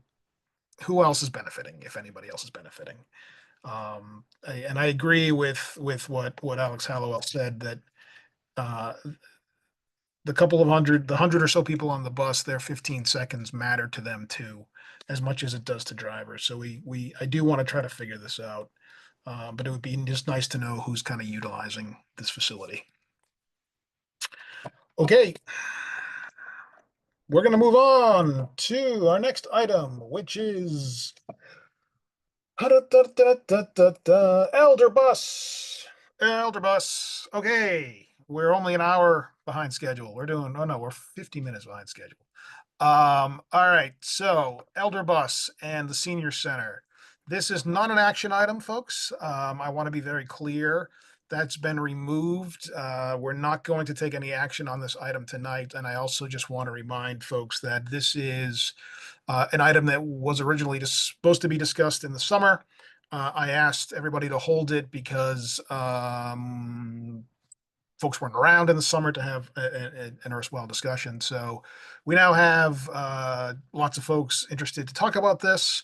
I wanted to just let you know, so Richard and I had kind of an impromptu discussion with Dan and some folks from the Senior Center on Monday about this. I've also spent a lot of time talking to neighbors, and I just don't think there's a ton of support out there for this move at this time. What the town staff are going to do, what Dan has agreed to do, is go out and look at the striping and the signage and the wayfinding that's sort of lacking. I think folks sort of noted that there's a lot of stuff lacking out there right now, and we're going to hope and see that can make some changes. But yeah, Nancy, I see your hand. 1 second. We will hear from folks at the Senior Center, and we will hear from folks from the staff, and we can discuss this and sort of see if there's anything we need additional information on. But as of right now, I don't think we're going to take any action on this tonight. But Nancy, I see your hand. Go ahead, please. Yeah, no, if there's going to be a presentation, I can wait till afterwards. If there's someone from the Senior Center here who's going to do a presentation, I can wait till after they've done. Okay.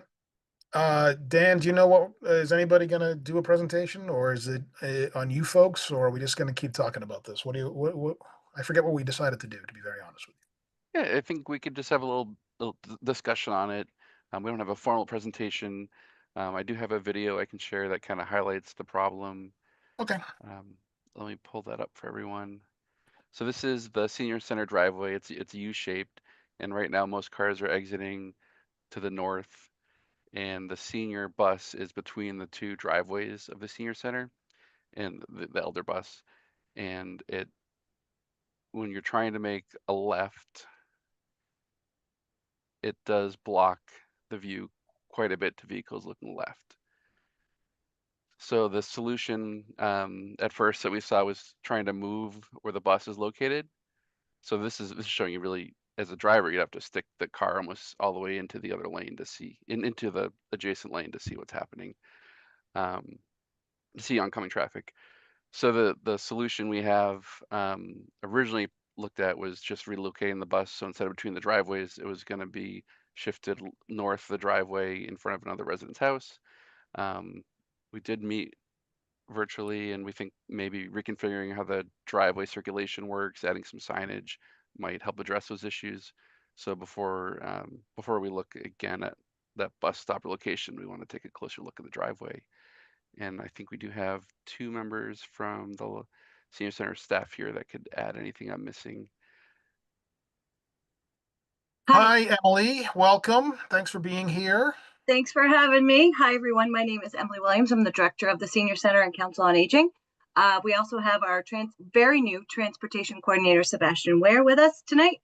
We don't have a formal presentation. We just wanted to, there he is, show our faces, introduce ourselves. We have a situation on our hands. We really do. I want to start by saying that we have a true need, because based on growth, based on ridership needs, and based on the lack of parking, because the Senior Center, we're one of the few in the state that does not have a designated parking spot, nor do we have, spaces available for seniors to participate in, fitness classes, having lunch, and then staying afterwards to socialize and stay connected to their community without a 2-hour parking restriction in place.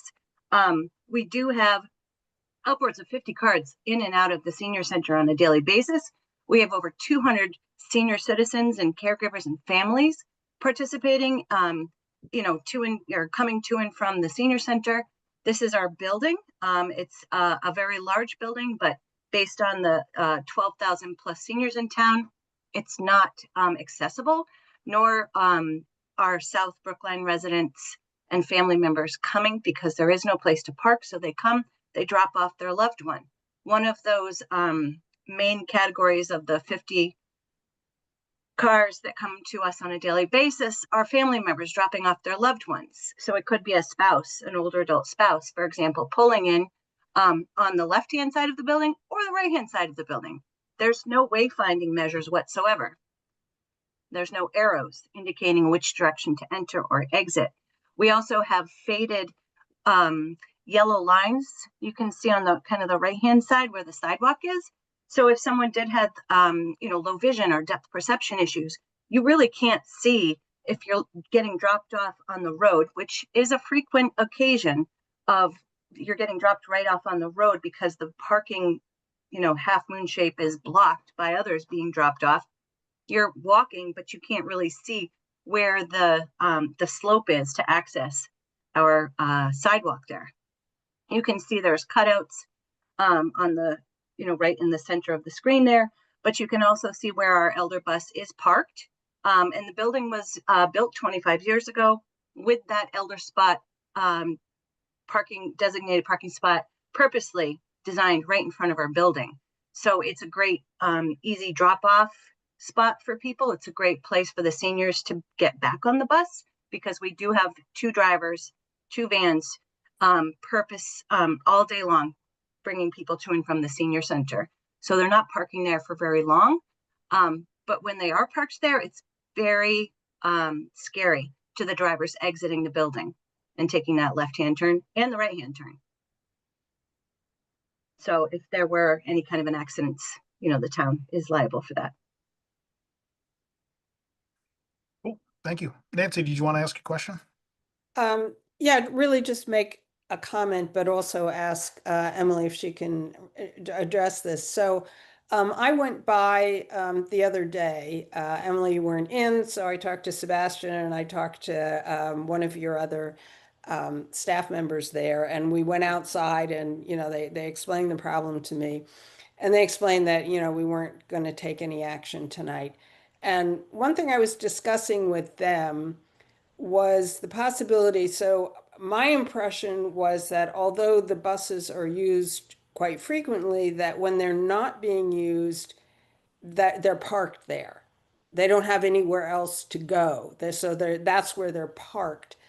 And if there are significant periods of time where they're not being used, to sort of limit the problem, we were talking about the possibility that is there a town lot, such, for example, the Fuller Street lot, which I gather is the closest one, given that we're now handing out parking spots to restaurants for outdoor dining, maybe we could donate some spots in the Fuller Street lot to your bus so that, the drivers could have some place close by where they could put the bus when it's not actually in use. So assuming, if that were feasible, would that help? Good question.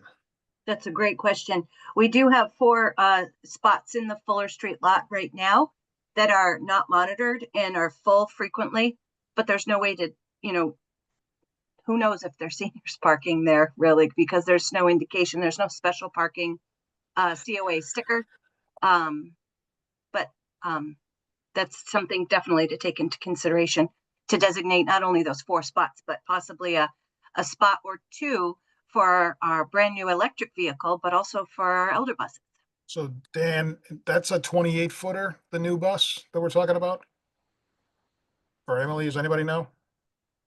That's the existing bus. The new electric one is 20 feet long. Okay. I'm not sure we could turn a 20-foot bus in the Fuller Street lot. I know we couldn't turn a 28-foot bus in the Fuller Street lot. I don't think we could turn the 20-foot bus in the Fuller Street lot. I like the concept a lot, Nancy. I just don't think it would fit. I think that's the issue too, if you don't mind me jumping in with the what's been called the elder bus, the 28-footer that we've been using for close to 10 years now. So as was seen in the video that Dan helpfully shared, it clearly blocks sight lines from exiting that senior center driveway, but it would be pretty difficult to reconfigure any way of that, that Half Moon driveway and to accommodate that bus. I know there have been suggestions to kind of cut out and redirect the sidewalk by some people, or to park. Some people might have, some of our clients have suggested, why don't we just park it along the side? But that's, spatially not something that seems like it would work for a vehicle of that size. So that, and echoing your concerns, Brian, too, with the Fuller Street lot, I understand it's a pretty narrow lot, so I don't know how we would be able to make that work with a vehicle of that size. If moving the bus when it's not loading and unloading helps, we could move it further down Winchester to an area that has more parking availability. That's something we could look at if that's helpful. Jonathan. I mean, the end of the Fuller Street lot is just parking spaces all the way to the end. There's no reason you couldn't do like a hammerhead turnaround in there. I'm sure people find it frustrating anyway when they get to the end of the lot and have to make a 7-point turn. I'm assuming it's 7, maybe it's 9, maybe it's 5. I don't know. It's definitely more than 3. Be a lot. Just a thought. I mean, 2 parking spaces at the end of the lot, and you can turn around pretty much anything in there. Okay, Richard. No, I know we discussed this a little bit on Monday, but with Dan's suggestion as far as controlling the flow, entering on the left side of the driveway and exiting the right side eliminates the blind view of the bus. So you'd be actually, the bus would be to your right as you exit the parking lot. Seems very sensible solution, cost effective. I know I was the one that proposed, like, could we do a curb cutout for the bus so it doesn't stick out into the street, because the parking spot's only 7 feet wide and the bus is 8 feet wide. And, if we can insert it, whether it's 2 or 3 feet, push the sidewalk back a little bit, just to accommodate so it's not sticking. But, I just find, the Dan solution is an obvious one to consider, leaving the bus parked there. It's been parked out front for 20 plus years. So, this is not a new problem. And I think also when the senior center was put in, there was, I think, an agreement at the time of not impacting the neighborhood because it was a municipality building in a residential neighborhood. So I think trying to work within the footprint they have is my thinking. Whether it's right or not, I'm just throwing my ideas out. So that's what I got. Dan, I'm not sure it was the idea of a curb cutout. Is that a good idea, bad idea? Will it work as a potential solution? Would we not have an issue then of not having an ADA compliant sidewalk there? Yeah, I think. Or we'd have to take out the tree, right? Yeah. We'd have to take out the tree or move the tree. Yeah. Can I I'm just not sure that would be easier. Yeah, Emily, go ahead. just a quick comment on that? Because we were built 20 years ago, the population that we served was much smaller. Than we had a much smaller vehicle at the time, and we also only had one vehicle. And just in 2017, 2018, when we first obtained these vehicles, we didn't need a 20-passenger bus or a 16-passenger van. The growth in the town of is just, it's astronomical, and it continues to grow. By 2035, we'll have 25 to 35% age 60 plus. And if we don't have parking to accommodate them, then, it's almost like self-isolating for the seniors in South Brookline, or even, someone, needing to be with their loved one, but needs a parking spot. The lights that are on Winchester Street are beautiful. They're well lit. The sidewalks are in okay condition. And people love the senior center. They use it not only, 8:30 to 4:30, 5 o'clock when we are open, but we have multiple groups coming in the evening time now. Non-senior center groups that really could use some kind of a parking situation to not only frequent the senior center, but stay at the senior center for an extended period of time. Honestly, I would love to see some kind of an analysis or a study of the parking situation that we have, street parking, as well as the parking drop-off situation that we have. Some kind of a formal analysis would be very beneficial as population is growing and the need for senior center services continues. So you got 6 spots on the kind of in front of 99 that we discussed. On the other side, there's 2 HP spots. So even if we gave you all of that, that's 8 parking spots. I mean, I don't think it's going to make a huge difference, to be very honest. We're not going to get a parking lot here ever. It's just not going to happen.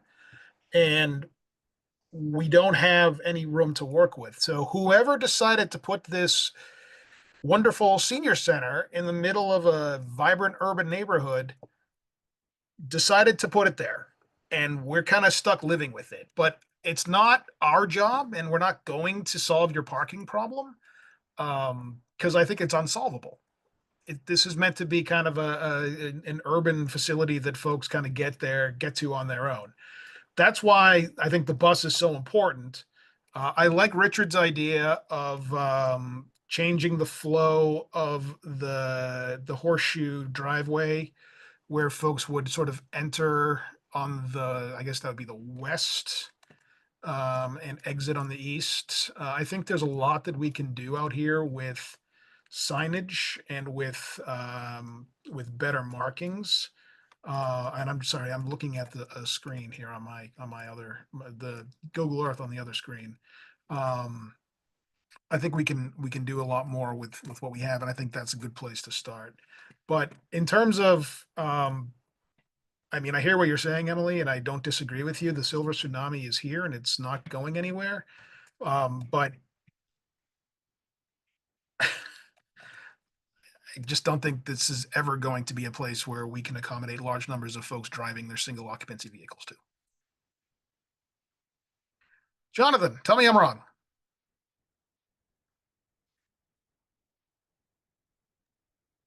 So just in the realm of pavement markings, I'm curious from Dan if since we just spent such a nice period of time there talking about bus pavement markings, if bus pavement markings would be of help.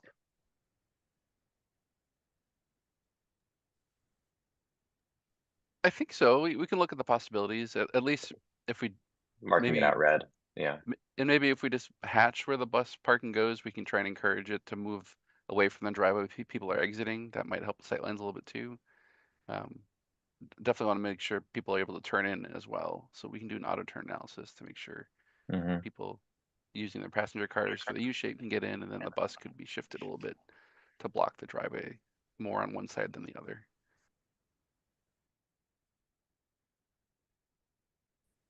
Okay. Leonard, Wendy, you guys have anything? Brilliant ideas, please. I'm not sure I understand the bus markings that you just said. I was thinking just a hatch to kind of give a visual representation for the bus driver where the best place to park would be. So where the current sign is by the sidewalk that says Elder Bus, we'd put cross hatching on the pavement. So still keep that spot. Yeah. Just to delineate it a little more clearly, I think, is what the suggestion is. I mean, the only thing that I keep thinking about is if there's a way to just make that longer also, and like by extending the exit, like when you're looking at the building on the left side, you have a tree there, but you have that little planted area. And if there was a way to, if you cut that back and extended the driveway there, then maybe you can extend the parking space. I know that's a lot of sort of. I think the issue is there's a fire hydrant there as well. Oh, yes, And there there is. there are Yeah. setback requirements for parking facilities too. So changes like that might end up triggering zoning. Dan, what about the curbing on the right entrance, between that and the abutter? Does that have to be there, or can that be taken out and smoothed, kind of increase the approach, or increase the exit if we do the reverse path? We could look at that. Requirement that, it has to be there. Yeah, I'm sure it's the not a- guys, I'm sure the guys doing snowplow would appreciate it. Probably not there. Yeah, not a requirement, although it does help narrow the driveways, makes them more comfortable for pedestrians, but we can look at that. Put a turning radius on there and see. Len, A question, does the bus ever go into the driveway? So we have 3 buses. So right where the Prius is parked, we have a 4-passenger bus that's parked there. We have the MBTA, the ride, pulling in and then exiting. Yeah. And then we have, private taxi companies, private paratransit companies pulling in and exiting. We have our 2 elder buses parked. One can't fit, the 20-passenger one is too big. And the other one, I'm pretty sure that doesn't fit as well safely, because if our 4-passenger van is parked where the turnaround, it's too tight and not safe, because we have so many people, locals, walking with their, their rollators, their walkers. The pedestrian traffic on Winchester is, of all ages, is astronomical, as well as the electric scooters, coming up and down the street. I'm wondering, can we close the driveway when the bus is there and have drop-off be behind the bus how do you enforce that though? with a large bus in place? I don't know if that would meet ADA requirements, quite frankly, for paratransit, but I know what you mean. And it's not a bad idea. But it sounds like the issue is the parking of the bus. It's not the drop off, right? Like you're essentially, you want your buses to be able to park here. Yeah, I think that's true. Yeah. There's also no markings in the parking, the half moon shape or horseshoe of where to enter and exit. And I can show you some pictures another time. I don't have them accessible right now, but if you can picture this parking area full, and then people are blocking literally the bike lane, the parking where the bus is, because there's so many people coming at one time for a program that they all are there at the same time, plus pedestrians.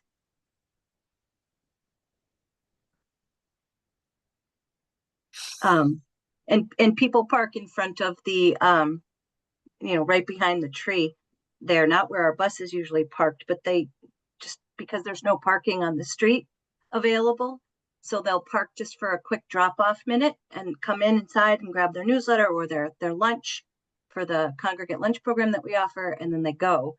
But for the 10-15 minutes they're parked in our lot, they're causing an issue, but we don't have staff to monitor that. Madam Chair, Miss Yolanda. No, I just wanted to say, actually, this picture makes it look like there's a lot more space than there really is, since I have often gone into there. But in the driveway, the ride and other medical transports that bring people to the center, they all have to go into this horseshoe drive and drop people at the door. They can't leave them off on a sidewalk necessarily. And so there's often, and then the trucks that bring the lunch or the carts that bring food for the food commodity programs and other things, they are often also in that driveway area. So it's a busy area. The biggest issues that I've heard seem to deal with parking the bus, because the house next door to us, the driveway comes up, and they also have trouble seeing around our bus, as we have trouble getting out of the driveway and seeing because of the bus. But I don't know that there, I don't understand how any changes made to how the driveway is used is going to solve the issue. The issue is basically the bus parked on the street that is difficult for people exiting driveways to see around it. And I know that it's not parked there very often because they are going back and forth, but there are a couple of buses, so there's often a bus there. And I don't know that parking it at I agree, I don't think Fuller Street would accommodate them. I don't know of the other parking lots that could either. And so I agree with you that it's a true issue. But if there were some way in which signage or at the beginning I thought, oh, a mirror across the street, people will be able to see that. And then everybody pointed out to me that that won't work. So I don't know how to fix it, but it's basically the bus being in front of the senior center, right there in the middle, so that coming out either way, I guess, only it wouldn't be so bad on the right side there, but blocking the view of that lane of traffic, and that's where people are driving faster sometimes once they get onto Winchester, and I don't know how to fix that. But I hope you all will. Kevin Johnson. Hi, Kevin. Welcome. Hi, Brian. No, I just wanted, I've been listening to the conversation and ideas, which a lot of them are great ideas, but you know, how do you put them, implement them? And Richard Murphy's idea of pushing the sidewalk in 3 feet, and then your concerns about not having a proper ADA width as you go by. Obviously, the only way we'll be able to do something like that is to remove that green space tree that's right there. And where we own, the town owns the property, we could easily have the sidewalk kind of go around where the tree is now and then back into the sidewalk. That's one option. Obviously, there's a cost to it, and that we'd have to weigh all that out. And the other option is to bump out the the curbing and where the actual bus parks now, and have the sidewalk go into where the roadway is and then back out. But it'd all be one level, and then the bus basically parks where the tree is. And it where the tree is now, and obviously it'd be in the where there's a little bit of where the sidewalk is, but you got a picture that the bump out will now be out to the white line, so that when people are exiting the senior center, by the time they get to that white line, the bus will be almost behind them and the sight lines would open up. But all that there's a cost to that, so that we'd have to evaluate how much and looking at it, and I would have to have transportation look to see if it's even possible to do it. But those are some of the ideas that I've been thinking about since listening. And as far as the pavement marking indicating do not enter or what direction to go, Emily, that's something we can work with transportation to come up with a pavement marking plan to make sure that's a little bit safer and better known which direction to go in. Awesome, Kevin. Thank you so much. So there will be some additional work done on this. Please don't anyone think we're not going to take any action. We're going to continue to look at this and figure out what we can do. And like Kevin said, it all comes down to money at the end of the day and figuring out how to spend it. So, all right, let's hear from Len and Jonathan, and then maybe we can start to wrap this up. Just one more brainstorming idea, and then I'm done. Along the lines of cars going too fast on this street, I think we could add significant traffic calming right at this area and add some signs about upcoming speed humps. Not a bad idea. Jonathan. All right, so hear me out here because it's fairly out there. But Center Street and Winchester Street are both parallel roadways, while one does end at Fuller. That last block, and granted, Williams is going the wrong way to really do this, so there'd be a lot to do here. But there's a lack of space and a need. There'd be benefits all around for multiple modes in a very urban area to make those two sections of Center Street and Winchester Street one way.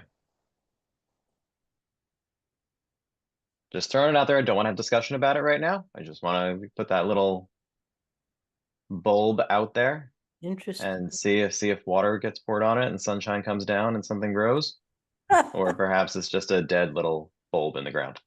But Interesting. Yeah. let's just not a terrible idea. Just see if a light bulb goes off in anyone in the transportation department's head out of that, and if something comes of it. If not, then so be it. But there is a lack of space. I think we've all recognized that tonight. And the only way you're going to get more space is to remove something.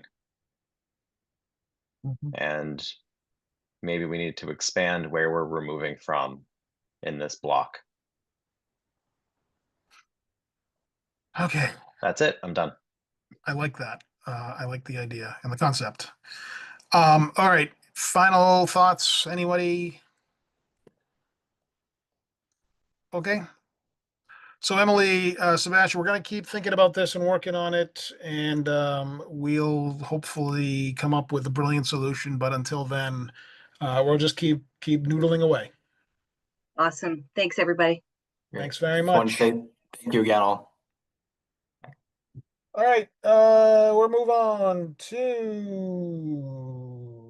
5D, Beacon Street, 10-minute parking, pickup and delivery zone. Let me read that again. Discussion and action on the request by Livite, 1644 Beacon Street, to designate the 2 meters nearest to 1644 Beacon Street as a 10-minute parking, pickup, and delivery tow-away zone from 9 a.m. to 9 p.m. All right, so let's hear from you, Dan. Sure. So I'm sorry. saw you have the topic on there.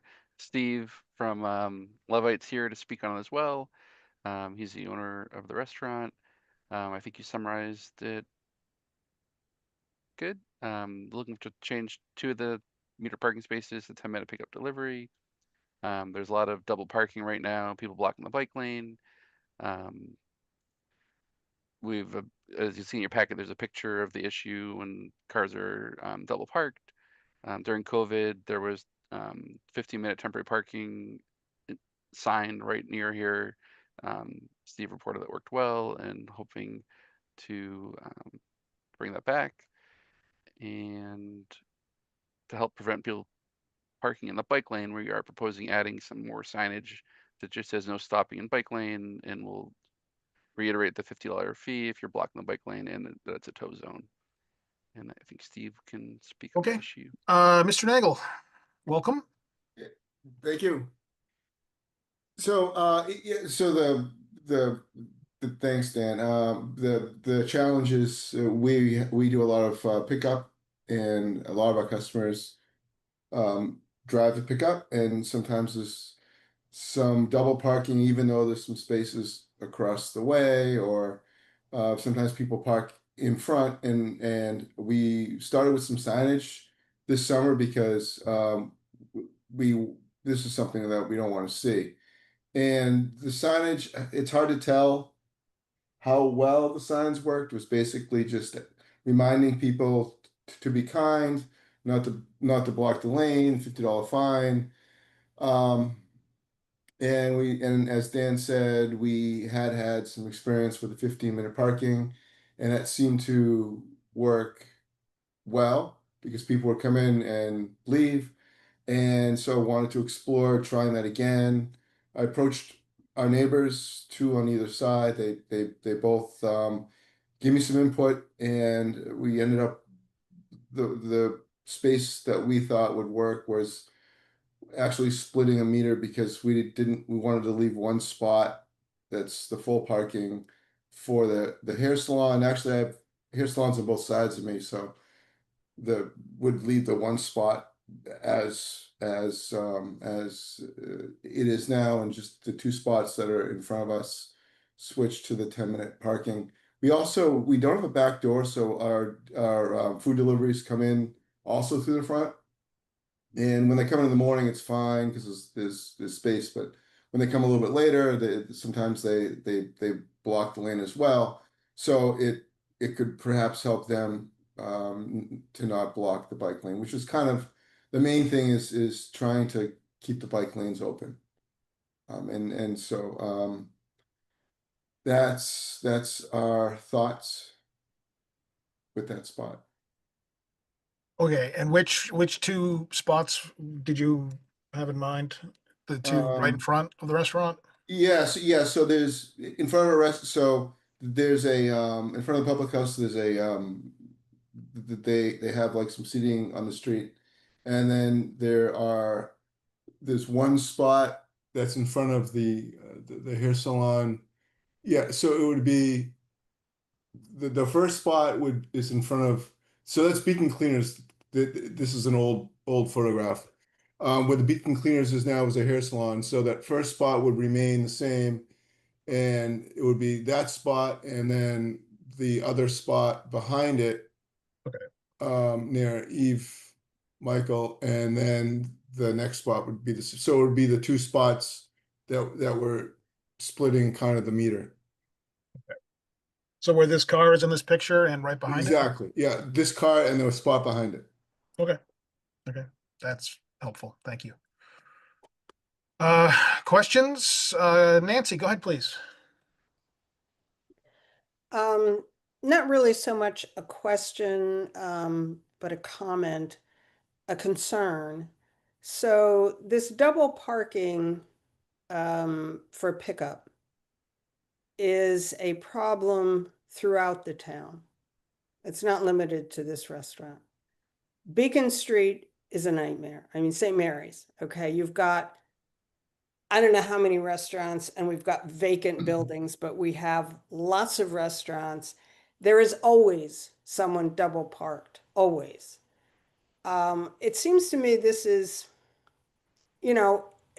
we give up these parking spots, and plus parking is a huge problem. I mean, that's an area where there's a tremendous demand for parking. There's lots of restaurants and businesses.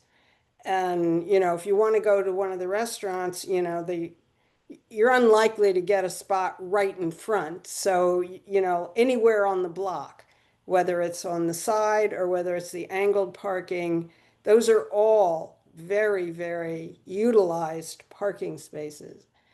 We say, okay, double parking here, we'll take two parking spots. People in Beacon Street, what are the restaurateurs going to say there? Well, give us all of St. Mary, give us that entire block. I just think it's a big problem that needs some discussion somewhere in the town level. That's not just one restaurant here, one restaurant there. It's just a tremendous problem. I don't know what the solution is, but we just keep taking away more and more parking spots. And you know, it's all over the town, and I just don't know what the answer is. Thank you, Nancy. Jonathan. To Nancy's point, I don't recall if the parking studies cover curbside use at all. But I mean, this is not unique to Brookline, right? This is a problem everywhere since the advent of TNCs. The curbside use on roadways has changed. I mean, I can't tell you how many times in front of the Starbucks on Harvard Street, the one that's going to stay around, in the village, at least once a week there is a large tractor trailer that blocks in 8 or 9 cars, right? So I mean, this is not the use of our right of way for loading, unloading, deliveries, pickups, whether it be for people or goods, is not where it needs to be. I don't know what the immediate answer is to that. It is reverse in curbside. No, never mind. Dan Martin. I just wanted to mention that the Coolidge Corner parking study, one of the recommendations there is to systematically look at the whole area and determine some more consistent pickup drop off for deliveries and also curbside pickup for short-term parking. So that's something that came out of that study, and I think it applies, like you mentioned, Nancy, to town-wide. We haven't started looking at it systematically. Right now it's very piecemeal. It's kind of shaped on who's requesting it. I mean, this curbside parking is going to be open for anyone that's staying less than 10 minutes. So it might not be someone at Levite, could be someone going to Fix next door getting coffee. But yeah, I think expanding a solution townwide is something we do want to look at once we have a little more bandwidth.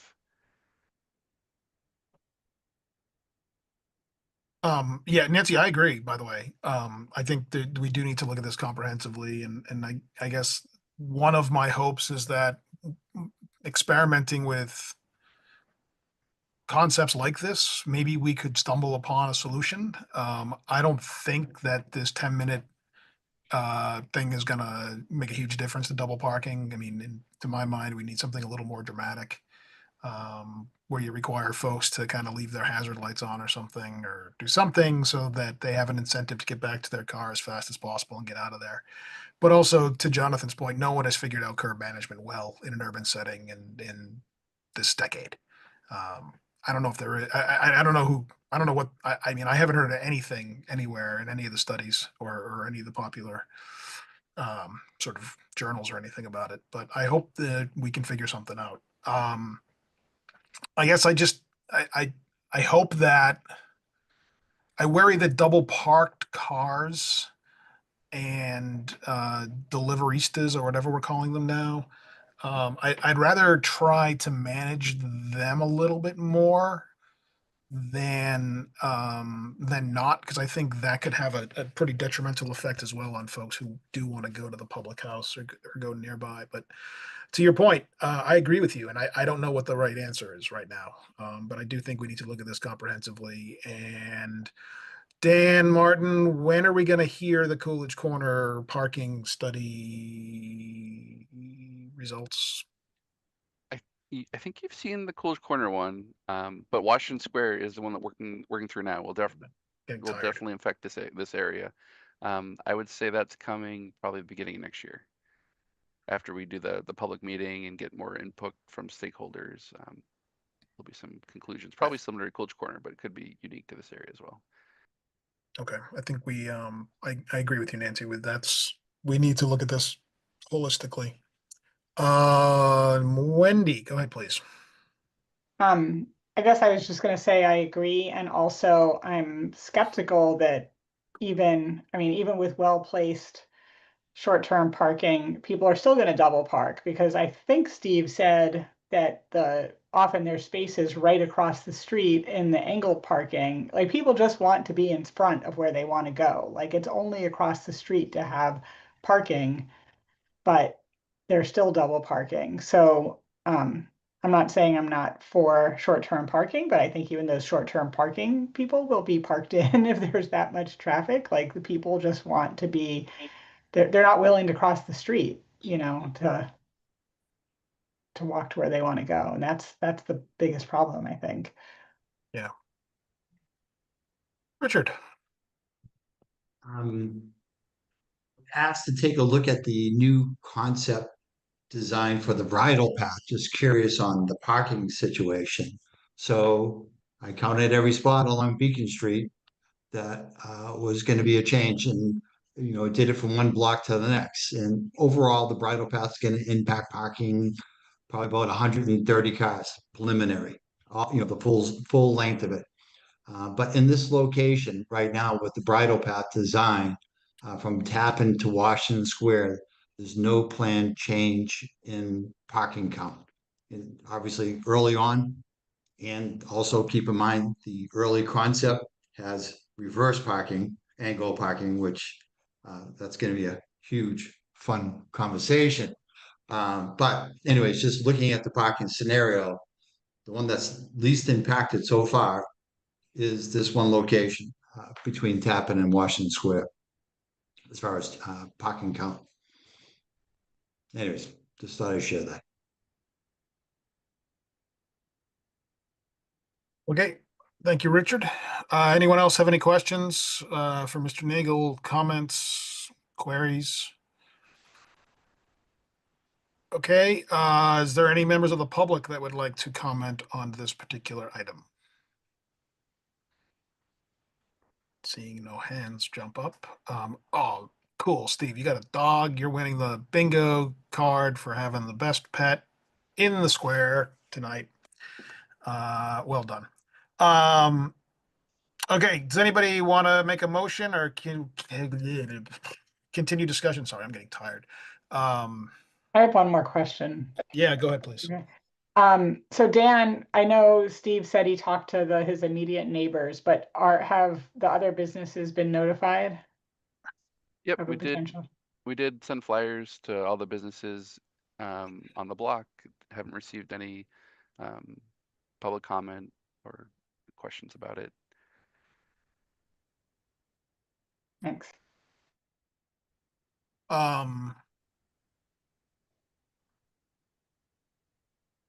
Okay. What do you want to do, folks? I'd like to make a motion to accept town staff's recommendation. For a second. Second. Okay, Dave, Daniel, call the roll. You're the second person this week. Call me Dave. Nancy. No. Wendy.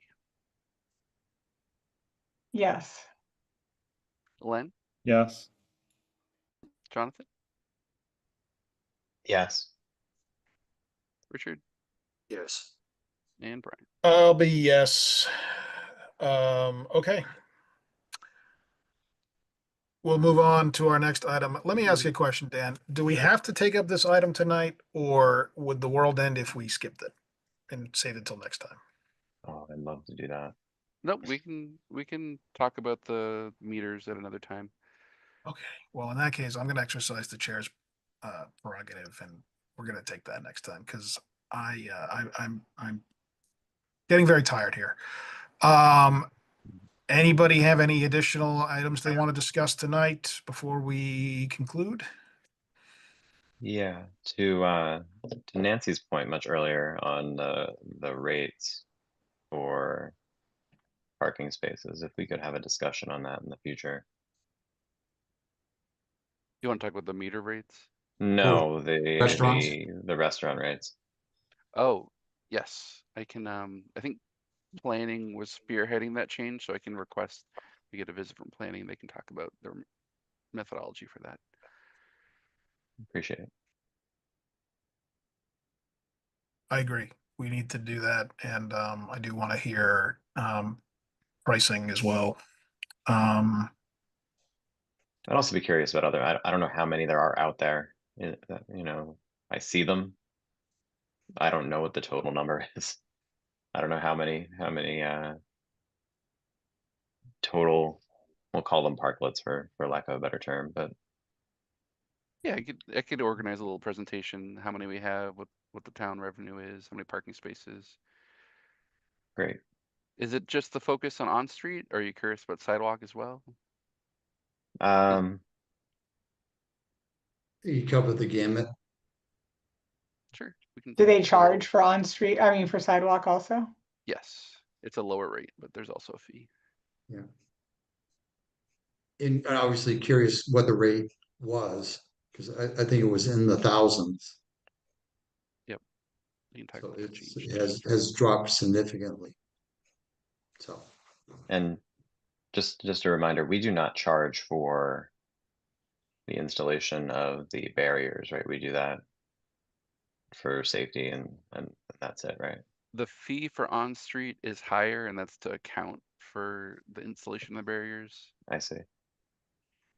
I'm sure this will, I'm sure this will all get covered at a future date. I'm sorry, Brian. All good, man. He'll have an extra a large cup of coffee tomorrow. I just start getting curious and I ask questions. I'm sorry. No worries. But I do think we should put this on the agenda and have a full-throated discussion about it. Anybody have any final things? If not, is there a motion to adjourn? So move. Okay, without objection, we are adjourned, everybody. Thank you. Have a good evening. We'll see you next time. Good night. Good night, everyone. Thank you, Dan.